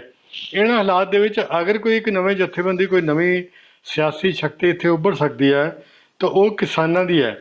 ਕਿਸਾਨ ਜਥੇਬੰਦੀਆਂ ਨੇ ਜਿਸ ਤਰ੍ਹਾਂ ਜਗ੍ਹਾ ਜਗ੍ਹਾ ਜਾ ਕੇ ਇੰਨੀ ਦੇਰ ਸਾਲ ਤੋਂ ਸਾਲ ਹੋਣ ਤੋਂ ਉੱਪਰ ਹੋ ਗਿਆ, ਇਹਨਾਂ ਨੇ ਇੰਨਾ ਜਿਹੜਾ ਇਹ ਸਟਰੋਂਗ ਮੂਵਮੈਂਟ ਚਲਾਈ ਹੈ ਜਿਹਨੇ ਕਿ ਦਿੱਲੀ ਦੇ ਲਾਲ ਕਿਲ੍ਹੇ ਤੱਕ ਹਿਲਾ ਕੇ ਰੱਖ ਦਿੱਤਾ ਔਰ ਵੈਸਟ ਬੰਗਾਲ ਦੇ ਵਿੱਚ ਵੀ ਉਹਦੀ ਗੂੰਜ ਦਿਖਾਈ ਗਈ ਹੈ। ਮੈਂ ਸਮਝਦਾ ਹਾਂ ਕਿ ਅਗਰ ਕਿਸਾਨ ਜਥਿਆਂ ਦੇ ਉਹਨਾਂ ਦੇ ਵਿੱਚ ਅਗਰ ਇਹ ਭਾਵਨਾ ਆ ਜਾਂਦੀ ਹੈ ਕਿ ਜੇ ਅਸੀਂ ਆਪਣੇ ਹੱਕ ਦੇ ਕਾਨੂੰਨ ਜਿਹੜੇ ਹੈ ਬਣਵਾਉਣੇ ਹੈ ਔਰ ਗਲਤ ਕਾਨੂੰਨਾਂ ਨੂੰ ਰੱਦ ਕਰਾਉਣਾ ਹੈ ਤੇ ਸਾਡੇ ਲਈ ਜਿਹੜਾ ਰਾਜਸੀ ਰਾਜ ਸੱਤਾ ਆਉਣੀ ਜ਼ਰੂਰੀ ਹੈ। ਔਰ ਇਸ ਕਰਕੇ ਇੱਕ ਨਵੀਂ ਜਥੇਬੰਦੀ ਬਣਾਈ ਜਾਵੇ ਜਿਹੜੀ ਪੰਜਾਬ ਦੇ ਵਿੱਚ ਅਗਲੀਆਂ ਚੋਣਾਂ ਲੜੇ ਤਾਂ ਮੈਂ ਸਮਝਦਾ ਕਿ ਪੰਜਾਬ ਦਾ ਪੂਰਾ ਨਕਸ਼ਾ ਬਦਲ ਸਕਦੀ ਹੈ। ਲੇਕਿਨ ਇਹਦੇ ਸਭ ਤੋਂ ਪਹਿਲੇ ਬੜਾ ਭਾਰੀ ਇਹਦੇ ਉੱਤੇ ਸਵਾਲੀਆ ਨਿਸ਼ਾਨ ਹੈ ਕਿ ਜਥੇਬੰਦੀਆਂ ਇਕੱਠੀਆਂ ਹੋ ਕੇ ਇਸ ਗੱਲ 'ਤੇ ਸਹਿਮਤ ਹੋ ਸਕਣਗੀਆਂ ਕਿ ਅਗਲਾ ਇਲੈਕਸ਼ਨ ਅਸੀਂ ਇਕੱਠੇ ਹੋ ਕੇ ਲੜਨਾ ਕਿ ਨਹੀਂ ਲੜਨਾ। ਅਦਰਵਾਈਜ਼ ਜੋ ਪੰਜਾਬ ਦੀ ਅਸਲੀ ਸਿਚੁਏਸ਼ਨ ਹੈ ਉਹਦੇ ਵਿੱਚ ਹਾਲਾਂਕਿ ਅਮਰਿੰਦਰ ਦੀ ਸਰਕਾਰ ਤੋਂ ਆਮ ਜਨਤਾ ਖੁਸ਼ ਨਹੀਂ ਹੈ, ਲੇਕਿਨ ਸਵਾਲ ਇਹ ਹੈ ਕਿ ਅਗਰ ਉਹਨੂੰ ਵੋਟ ਨਹੀਂ ਪਾਣੀ ਤਾਂ ਕਿਸ ਪਾਰਟੀ ਨੂੰ, ਕਿਸ ਜਥੇਬੰਦੀ ਨੂੰ ਪਾਈਏ, ਕਿਉਂਕਿ ਆਲਟਰਨੇਟਿਵ ਕੋਈ ਨਜ਼ਰ ਆ ਨਹੀਂ ਰਿਹਾ। ਥੈਂਕ ਯੂ ਪ੍ਰਾਸ਼ੀ ਜੀ। ਜਸਪਾਲ ਜੀ, ਇੱਕ ਸਵਾਲ ਜਿਹੜਾ ਸੰਗੇਤ ਦੇ ਤੁਹਾਡੇ ਕੋਲੋਂ ਵੀ ਲੈਣਾ ਚਾਹਾਂਗਾ, ਜਿੱਥੇ ਲਿਆ ਕੇ ਗੱਲ ਪ੍ਰਾਸ਼ੀ ਜੀ ਨੇ ਛੱਡੀ ਹੈ ਕਿ ਪੰਜਾਬ ਦੇ ਅੰਦਰ ਵੀ ਇਲੈਕਸ਼ਨਾਂ ਜਿਹੜੀਆਂ ਮੁਲਕ 'ਚ ਸਭ ਤੋਂ ਪਹਿਲਾਂ ਆਉਣ ਵਾਲੀਆਂ ਵਿਧਾਨ ਸਭਾ ਦੀ, ਜਦੋਂ ਆਪਾਂ ਗੱਲ ਕਰਦੇ ਹਾਂ, ਕਿਸਾਨ ਜਥੇਬੰਦੀਆਂ ਇੱਕ ਵੱਖਰੀ ਧਿਰ ਬਣਾਉਂਦੀਆਂ ਜਾਂ ਨਹੀਂ ਬਣਾਉਂਦੀਆਂ ਇੱਕ ਮਾਮਲਾ ਅਲੱਗ ਹੈ, ਪਰ ਕਿਸਾਨ ਜਥੇਬੰਦੀਆਂ ਦੀ ਭੂਮਿਕਾ ਨੂੰ ਤਾਂ ਨਕਾਰਿਆ ਨਹੀਂ ਜਾ ਸਕਦਾ, ਕਿਉਂਕਿ ਉਹ ਕੈਪਟਨ ਅਮਰਿੰਦਰ ਦੀ ਧਿਰ ਤੋਂ ਵੀ ਅਕਾਲੀ ਦਲ ਤੋਂ ਵੀ ਨਾਰਾਜ਼ ਹੈ, ਦੂਜੀਆਂ ਧਿਰਾਂ ਨਾਲ ਪਤਾ ਨਹੀਂ ਨਾਰਾਜ਼ ਹੋਣਗੇ ਕਿ ਨਹੀਂ ਹੋਣਗੇ, ਪਰ ਕਿਤੇ ਨਾ ਕਿਤੇ ਕਿਸਾਨ ਜਥੇਬੰਦੀਆਂ ਭੂਮਿਕਾ ਤਾਂ ਨਿਭਾਉਣਗੀਆਂ ਪੰਜਾਬ ਦੇ ਅੰਦਰ ਵੀ, ਜਿੱਦਾਂ ਬੰਗਾਲ 'ਚ ਨਿਭਾਈ ਹੈ। ਦੇਖੋ ਜਗਤਾਰ ਜੀ, ਇੱਕ ਤਾਂ ਬੜੀ ਗੱਲ ਤੁਸੀਂ ਸਪਸ਼ਟ ਤੌਰ ਤੇ ਮੰਨੋ ਕਿ ਜਿਹੜੀਆਂ 2022 ਦੀਆਂ ਚੋਣਾਂ ਦੇ ਵਿੱਚ ਉਹਦੇ ਵਿੱਚ ਕਿਸਾਨ ਜਥੇਬੰਦੀਆਂ ਦੀ ਭੂਮਿਕਾ ਅਹਿਮ ਹੋਵੇਗੀ। ਮੈਂ ਇੱਕ ਗੱਲ ਕਹਾਂ ਕਿ ਜਦੋਂ ਮਮਤਾ ਬੈਨਰਜੀ ਦੀ ਜਿੱਤ ਹੋਈ, ਸਭ ਤੋਂ ਪਹਿਲਾਂ ਗੁਰਦੁਆਰਾ ਸਿੰਘ ਸਭਾ ਕਲਕੱਤਾ ਦੇ ਵਿੱਚ ਉਹਨਾਂ ਨੇ ਮੱਥਾ ਟੇਕਣ ਵਾਸਤੇ ਗਏ। ਪੰਜਾਬ ਦੇ ਕਿਸੇ ਅਖਬਾਰ ਨੇ ਉਹਨੂੰ ਕੋਈ ਥਾਂ ਨਹੀਂ ਦਿੱਤੀ, ਕਿਉਂਕਿ ਸਾਰੇ ਕਿਸੇ ਨਾ ਕਿਸੇ ਰੂਪ ਦੇ ਵਿੱਚ ਕਿਸੇ ਨਾ ਕਿਸੇ ਸਿਆਸੀ ਪਾਰਟੀ ਦੇ ਨਾਲ ਜੁੜੇ ਹੋਏ। ਜਿੱਥੇ ਗੱਲ ਤੁਸੀਂ ਲਿਆ ਕੇ ਛੱਡੀ ਹੈ ਕਿ ਪੰਜਾਬ ਦੀਆਂ ਜਿਹੜੀਆਂ ਜਥੇਬੰਦੀਆਂ ਨੇ, ਮੈਂ ਤੁਹਾਨੂੰ 1999 ਚ ਲੈ ਜਾਣਾ। 1999 ਦੇ ਵਿੱਚ ਪੰਜਾਬੀਆਂ ਨੇ ਸਿਮਰਨਜੀਤ ਸਿੰਘ ਮਾਨ ਨੂੰ ਦਿਲ ਖੋਲ ਕੇ ਜਿਤਾਇਆ। ਬਾਕੀ ਸਾਰਿਆਂ ਦੀਆਂ ਜ਼ਮਾਨਤਾਂ ਜ਼ਬਤ ਕਰਾਤੀਆਂ, ਪਰ ਪੰਜਾਬੀਆਂ ਦੇ ਪੱਲੇ ਨਿਰਾਸ਼ਤਾ ਪਈ, ਕਿਉਂਕਿ ਮਾਨ ਸਾਹਿਬ ਵੱਡੀ ਕਿਰਪਾਨ ਦਾ ਮਸਲਾ ਲੈ ਕੇ ਬਹਿ ਗਏ। ਜਦ ਕਿ ਦੂਜੀ ਵਾਰ ਸੰਖੇਪ ਚ ਕਮੈਂਟਸ ਰੱਖਣੇ ਪੈਣੇ ਆਪਾਂ। ਸੰਖੇਪ ਚ ਬੋਲਦਾ। ਤੇ ਦੂਜੀ ਵਾਰ ਉਹੀ ਮਾਨ ਸਾਹਿਬ ਕਿਰਪਾਨ ਛੱਡ ਕੇ ਅੰਦਰ ਚਲੇ ਗਏ। 2014 ਦੇ ਵਿੱਚ ਆਮ ਆਦਮੀ ਪਾਰਟੀ ਆਈ, ਉਹਨਾਂ ਨੇ ਵੀ ਨਿਰਾਸ਼ਤਾ ਪੱਲੇ ਪਾਈ। ਸੋ ਪੰਜਾਬ ਵਾਲੇ ਅਜੇ ਤੱਕ ਨਿਰਾਸ਼ਤਾ ਦੇ ਆਲਮ ਚੋਂ ਨਿਕਲੇ ਨਹੀਂ, ਪਰ ਉਹਨਾਂ ਨੂੰ ਇੱਕ ਵੱਡੀ ਆਸ ਦੀ ਕਿਰਨ ਕਿਸਾਨੀ ਸੰਘਰਸ਼ ਚੋਂ ਨਜ਼ਰ ਆ ਰਹੀ ਹੈ। ਕੀ ਕਿਸਾਨਾਂ ਜਥੇਬੰਦੀਆਂ ਆਪਦੀਆਂ ਜਿਹੜੀਆਂ 32 ਨੇ, ਇਹ ਆਪਣੇ ਆਪ ਨੂੰ ਇਕੱਠਾ ਰੱਖ ਸਕਣਗੀਆਂ ਕਿ ਨਹੀਂ ਰੱਖ ਸਕਣਗੀਆਂ, ਇਹ ਇੱਕ ਆਪਣੇ ਆਪ ਦੇ ਵਿੱਚ ਸਵਾਲ ਹੈ। ਪਰ ਪੰਜਾਬੀਆਂ ਦੇ ਨਾਲ ਤੁਸੀਂ ਜਾ ਕੇ ਗੱਲ ਕਰੋ, ਨਾ ਪੰਜਾਬੀ ਅਕਾਲੀਆਂ ਤੋਂ ਕੁਝ ਨੇ, ਨਾ ਪੰਜਾਬੀ ਕੈਪਟਨ ਤੋਂ ਕੁਝ ਨੇ। ਪੰਜਾਬੀ ਚਾਹੁੰਦੇ ਨੇ ਕਿ ਕੋਈ ਤੀਜੀ ਧਿਰ ਆਵੇ। ਮੈਨੂੰ ਲੱਗਦਾ ਅੱਜ ਸਭ ਤੋਂ ਵੱਧ ਆਪਣੇ ਆਪ ਦੇ ਵਿੱਚ ਨਿਰਾਸ਼ਤਾ ਜਗਮੀਤ ਬਰਾੜ ਨੂੰ ਹੋ ਰਹੀ ਹੋਵੇਗੀ, ਜਿਹੜਾ ਤ੍ਰਿਣਮੂਲ ਕਾਂਗਰਸ ਦਾ ਨੁਮਾਇੰਦਾ ਹੁੰਦਾ ਸੀਗਾ ਮਮਤਾ ਬੈਨਰਜੀ ਦਾ ਪੰਜਾਬ ਦੇ ਵਿੱਚ। ਜੇ ਅੱਜ ਉਹ ਉਸੇ ਥਾਂ ਤੇ ਖੜਾ ਹੁੰਦਾ, ਮੇਰਾ ਖਿਆਲ ਉਹਦੇ ਵਿੱਚ ਸਮਰੱਥਾ ਵੀ ਹੈ ਕਿ ਉਹ ਪੰਜਾਬ ਦੇ ਜਿੱਦਾਂ ਧਾਲੀਵਾਲ ਸਾਹਿਬ ਨੇ ਕਿਹਾ, ਜਸਪਾਲ ਜੀ, ਕਈ ਵਾਰੀ ਜਿਹੜੀ ਸਵਾਰੀ ਹੈ ਨਾ ਕਾਹਲੀ ਦੇ ਵਿੱਚ ਗਲਤ ਗੱਡੀ ਚੜ ਜਾਂਦੀ ਹੈ, ਅੱਗੇ ਜਾ ਕੇ ਪਤਾ ਲੱਗਦਾ ਹੈ ਕਿ ਸਟੇਸ਼ਨ ਤਾਂ ਬਹੁਤ ਪਿੱਛੇ ਰਹਿ ਗਿਆ। ਚਲੋ ਆਪਾਂ ਇਸ ਮੁੱਦੇ ਤੇ ਫੇਰ ਚਰਚਾ ਲਵਾਂਗੇ। ਧਾਲੀਵਾਲ ਸਾਹਿਬ, ਲਾਸਟ ਕਮੈਂਟ ਤੁਹਾਡੇ ਤੋਂ ਸੰਖੇਪ ਦੇ ਵਿੱਚ ਪੰਜਾਬ ਦੀ ਭੂਮਿਕਾ ਬਾਰੇ, ਕਿਸਾਨ ਜਥੇਬੰਦੀਆਂ ਰਾਜਸੀ ਤਰ੍ਹਾਂ ਬਣਨ ਜਾਂ ਨਾ ਬਣਨਾ, ਪਰ ਉਹਨਾਂ ਦੀ ਭੂਮਿਕਾ ਨੂੰ ਕਿਵੇਂ ਦੇਖਦੇ ਹੋ? ਦੇਖੋ, ਸਭ ਤੋਂ ਵੱਡੀ ਗੱਲ ਇਹ ਹੈ ਕਿ ਕਿਸਾਨਾਂ ਦੀ ਜਿਹੜੀ ਭੂਮਿਕਾ ਹੈ ਉਹ ਦਿੱਲੀ ਮੋਰਚੇ ਨਾਲ ਜੁੜੀ ਹੋਈ ਹੈ। ਜੇ ਤਾਂ ਉਹਨਾਂ ਨੂੰ ਉੱਥੇ ਸਫਲਤਾ ਮਿਲ ਜਾਂਦੀ ਹੈ, ਫਿਰ ਤਾਂ ਉਹਦੀ ਬੱਲੇ ਬੱਲੇ, ਫਿਰ ਤਾਂ ਪੰਜਾਬ ਦੇ ਲੋਕਾਂ ਨੂੰ ਚੱਕ ਲੈਣਾ ਸਿਰ ਤੇ ਉਹਨਾਂ ਨੂੰ ਮਤਲਬ ਫਿਰ ਉਹਨਾਂ ਦੇ ਪੈਰ ਮਤਲਬ ਵੀ ਤੁਸੀਂ ਸਮਝੋ ਵੀ ਬੜੀ ਮਤਲਬ ਬੱਲੇ ਬਹੁਤ ਵੱਡੀ ਭੂਮਿਕਾ ਹੋਏਗੀ। ਜੇ ਕਿਤੇ ਉੱਥੇ ਮੋਰਚੇ 'ਚ ਜਿੱਤ ਨਹੀਂ ਹੁੰਦੀ ਤੇ ਇਸ ਤਰ੍ਹਾਂ ਲੰਮਕਣ ਮੁਕਈਆ ਰਹਿੰਦਾ ਹੈ, ਤਾਂ ਫਿਰ ਬਹੁਤੀ ਵੱਡੀ ਭੂਮਿਕਾ ਦੀ ਆਸ ਮੈਨੂੰ ਨਹੀਂ ਲੱਗਦੀ ਹੈਗੀ। ਇਹ ਸਾਰਾ ਦਿੱਲੀ ਮੋਰਚੇ ਨਾਲ ਜੁੜਿਆ ਹੋਇਆ। ਜੇ ਦਿੱਲੀ ਮੋਰਚਾ ਫਤਿਹ ਹੋ ਜਾਂਦਾ ਹੈ, ਫਿਰ ਤੁਸੀਂ ਦੇਖੋ ਫਿਰ ਕਿਸਾਨੀ ਹੋਣੀ ਹੈ ਪੰਜਾਬ ਵਿੱਚ। ਤੇ ਕਿਸਾਨਾਂ ਨੇ ਵਧੀਆ ਗੱਲ ਇਹ ਕੀਤੀ ਹੈ ਕਿ ਆਪਣੇ ਅੰਦੋਲਨ ਨੂੰ ਸਾਫ਼ ਸੁਥਰਾ ਰੱਖਿਆ, ਪੀਸਫੁਲ ਰੱਖਿਆ। ਜਿਹੜੇ ਬੰਦੇ ਕੋਈ ਮਾੜਾ ਮੋਟਾ ਗਲਤ ਕੰਮ ਕਰਨ ਦੀ ਕੋਸ਼ਿਸ਼ ਕਰਦੇ ਸੀ, ਉਹਨਾਂ ਤੋਂ ਆਪਣਾ ਕਿਨਾਰਾ ਕੀਤਾ। ਦੂਜੀ, ਕਿਸਾਨਾਂ ਨੇ ਇੱਕ ਵਧੀਆ ਗੱਲ ਇਹ ਵੀ ਕੀਤੀ ਹੈ ਕਿ ਉਹਨਾਂ ਨੇ ਜਿਹੜਾ ਆਪਣਾ ਸ਼ਹਿਰੀ ਭਾਈਚਾਰਾ ਸੀ, ਦੁਕਾਨਦਾਰ ਭਾਈਚਾਰਾ ਸੀ, ਉਹਨੂੰ ਵੀ ਨਾਲ ਲੈ ਕੇ ਚੱਲਣ ਦੀ ਕੋਸ਼ਿਸ਼ ਕਰ ਰਹੇ ਨੇ, ਜਾਂ ਉਹਦੇ ਹੱਕ ਵਿੱਚ ਹਾਦਾ ਨਾਰਾ ਮਾਰ ਰਹੇ ਨੇ ਜਦੋਂ ਵੀ ਕੋਈ ਉਹਨਾਂ ਨੂੰ ਵਿਪਤਾ ਹੁੰਦੀ ਹੈ। ਹਾਲਾਂਕਿ ਬਹੁਤ ਸਾਰੀਆਂ ਕਿਸਾਨ ਜਥੇਬੰਦੀਆਂ ਮਤਲਬ ਵੀ ਆੜ੍ਹਤੀ ਸਿਸਟਮ ਨੂੰ ਖਤਮ ਕਰਨਾ ਚਾਹੁੰਦੀਆਂ ਸੀ, ਪਰ ਇਸ ਸਾਲ ਇਸ ਵਾਰੀ ਜਿਹੜੀਆਂ ਕਿ ਹਾਰਡਕੋਰ ਜਥੇਬੰਦੀਆਂ ਸੀ, ਜਿਹਨਾਂ ਦਾ ਪੁਰਾਣਾ ਸਟੈਂਡ ਆੜ੍ਹਤੀ ਸਿਸਟਮ ਨੂੰ ਖਤਮ ਕਰਨਾ ਸੀ, ਉਹਨਾਂ ਨੇ ਵੀ ਕਿਹਾ ਵੀ ਨਹੀਂ, ਇਹ ਤਰੀਕਾ ਨਹੀਂ ਹੈਗਾ, ਇਹ ਤਰੀਕਾ ਆੜ੍ਹਤੀ ਸਿਸਟਮ ਨੂੰ ਖਤਮ ਕਰਨ ਦਾ ਨਹੀਂ ਹੈਗਾ। ਤਰੀਕਾ ਆਪਣਾ ਆਰਾਮ ਨਾਲ ਹੌਲੀ ਹੌਲੀ ਕੋਈ ਸਿਸਟਮ ਬਣਾਓ, ਉਹਦੇ ਰਾਹੀਂ ਤੁਸੀਂ ਕਰੋ। ਉਹ ਵੀ ਆੜ੍ਹਤ ਦੇ ਹੱਕ ਵਿੱਚ ਡਟ ਕੇ ਖੜ ਗਈਆਂ ਇਸ ਵਾਰ ਵੀ। ਜੀ ਮੈਂ ਕਹਿੰਦਾ ਕਿ ਜਿਹੜਾ ਇਹ ਇਸ ਵਾਰੀ ਕਿਸਾਨਾਂ ਦਾ ਭਾਈਚਾਰੇ ਦਾ ਜਾਂ ਦੁਕਾਨਦਾਰ ਭਾਈਚਾਰਾ ਬਹੁਤ ਵੱਡਾ ਇੱਕ ਸੁਮੇਲ ਬਣ ਸਕਦਾ ਹੈ। ਜੀ ਧਾਲੀਵਾਲ ਸਾਹਿਬ, ਇੱਕ ਸਵਾਲ ਜਿਹੜਾ ਹੈਗਾ, ਸਮਾਂ ਤਾਂ ਨਹੀਂ ਪਰ ਮੈਂ ਸਵਾਲ ਜ਼ਰੂਰ ਲੈਣਾਗਾ। ਤੁਸੀਂ ਕਿਉਂਕਿ ਵਪਾਰੀਆਂ ਦੀ ਜਥੇਬੰਦੀਆਂ ਦੀ ਗੱਲ ਕਰ ਰਹੇ ਹੋ, ਪਿਛਲੇ 2-3 ਦਿਨਾਂ 'ਚ ਕਰੋਨਾ ਦੇ ਮੁੱਦੇ ਤੇ ਲੈ ਕੇ ਜਿਸ ਤਰੀਕੇ ਨਾਲ ਸਰਕਾਰਾਂ ਵੱਲੋਂ ਸਖਤੀਆਂ ਕੀਤੀਆਂ ਗਈਆਂ, ਦੁਕਾਨਦਾਰ ਕਹਿੰਦੇ ਕਿ ਅਸੀਂ ਤਾਂ ਮਾਰੇ ਜਾਵਾਂਗੇ, ਦੁਕਾਨਾਂ ਖੋਲ੍ਹਣੀਆਂ ਚਾਹੁੰਦੇ ਆ, ਕਿਸਾਨ ਜਥੇਬੰਦੀਆਂ ਉਹਨਾਂ ਦੀ ਪਿੱਠ ਤੇ ਆਈਆਂ। 2 ਲਾਈਨਾਂ 'ਚ ਇੱਕ ਨਵਾਂ ਵਰਤਾਰਾ, ਇਹਨੂੰ ਕਿਵੇਂ ਕਹੋਗੇ ਧਾਲੀਵਾਲ ਜੀ? ਨਹੀਂ, ਸ਼ੁਰੂ ਤੋਂ ਹੀ ਕਿਸਾਨ ਜਥੇਬੰਦੀਆਂ ਇਸ ਵਾਰੀ ਜਦੋਂ ਦਾ ਮੋਰਚਾ ਸ਼ੁਰੂ ਹੋਇਆ, ਉਹ ਸ਼ਹਿਰੀ ਭਾਈਚਾਰੇ ਨੂੰ, ਦੁਕਾਨਦਾਰ ਭਾਈਚਾਰੇ ਨੂੰ ਨਾਲ ਲੈ ਕੇ ਚੱਲ ਰਹੀਆਂ ਨੇ।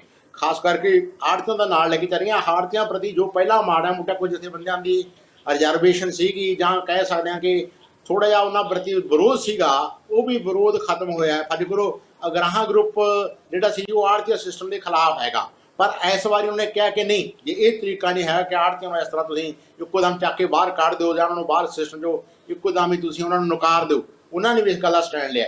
ਸੋ ਮੈਂ ਗੱਲ ਇਹ ਕਹਿਣੀ ਚਾਹੁੰਦਾ ਕਿ ਆਹ ਜਿਹੜੇ ਹੁਣ ਪਰਸੋਂ 8 ਤਰੀਕ ਨੂੰ ਉਹਨਾਂ ਨੇ ਇੱਕ ਸਾਰੇ ਪੰਜਾਬ ਵਿੱਚ ਕਿਸਾਨਾਂ ਨੇ ਫੈਸਲਾ ਕੀਤਾ ਕਿ ਅਸੀਂ ਦੁਕਾਨਾਂ ਖੁਲਾਵਾਂਗੇ, ਬਾਜ਼ਾਰ ਖੁਲਾਵਾਂਗੇ, ਤੇ ਜੇ ਛੋਟੇ ਦੁਕਾਨਦਾਰ ਤੰਗ ਹੋ ਰਹੇ ਨੇ, ਪਰੇਸ਼ਾਨ ਹੋ ਰਹੇ ਨੇ, ਉਹਨਾਂ ਦਾ ਰੋਟੀ ਦਾ ਕੋਈ ਸਾਧਨ ਨਹੀਂ, ਤਾਂ ਉਹਨਾਂ ਨੂੰ ਕੋਈ ਸਪੋਰਟ ਵੀ ਨਹੀਂ ਮਿਲ ਰਹੀ, ਇਸ ਕਰਕੇ ਉਹਨਾਂ ਦੇ ਨਾਲ ਖੜ੍ਹਦੇ ਨੇ।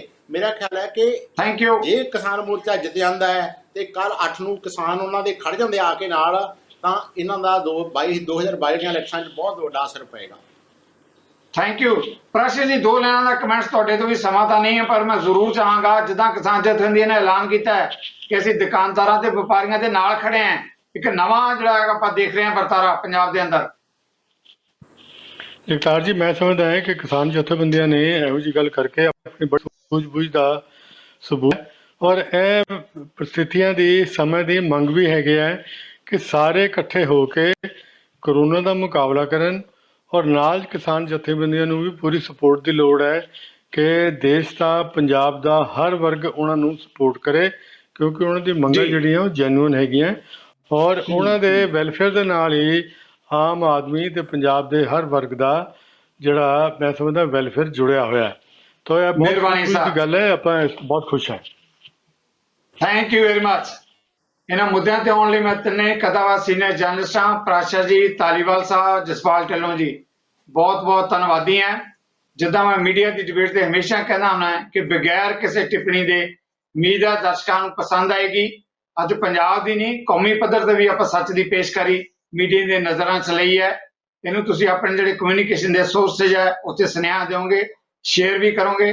ਤੁਹਾਡੇ ਸਾਰਿਆਂ ਵੱਲੋਂ ਇੱਕ ਵਾਰ ਮੁੜ ਕੇ ਤਿੰਨਾਂ ਹੀ ਮਹਿਮਾਨਾਂ ਦਾ ਧੰਨਵਾਦੀ, ਤੇ ਨਾਲ ਹੀ ਤੁਹਾਡੇ ਕੋਲੋਂ ਵੀ ਲਵਾਂਗਾ ਇਜਾਜ਼ਤ। ਸਤਿ ਸ੍ਰੀ ਅਕਾਲ। ਸਾਡਾ ਹਰ ਇੱਕ ਪ੍ਰੋਗਰਾਮ ਦੇਖਣ ਤੇ ਸਾਡੇ ਨਾਲ ਜੁੜਨ ਲਈ ਸਬਸਕ੍ਰਾਈਬ ਕਰੋ ਚੈਨਲ ਪੰਜਾਬੀ ਤੇ ਨੋਟੀਫਿਕੇਸ਼ਨ ਲਈ ਬੈਲ ਆਈਕਨ ਵਾਲੇ ਬਟਨ ਤੇ ਕਲਿੱਕ ਕਰੋ।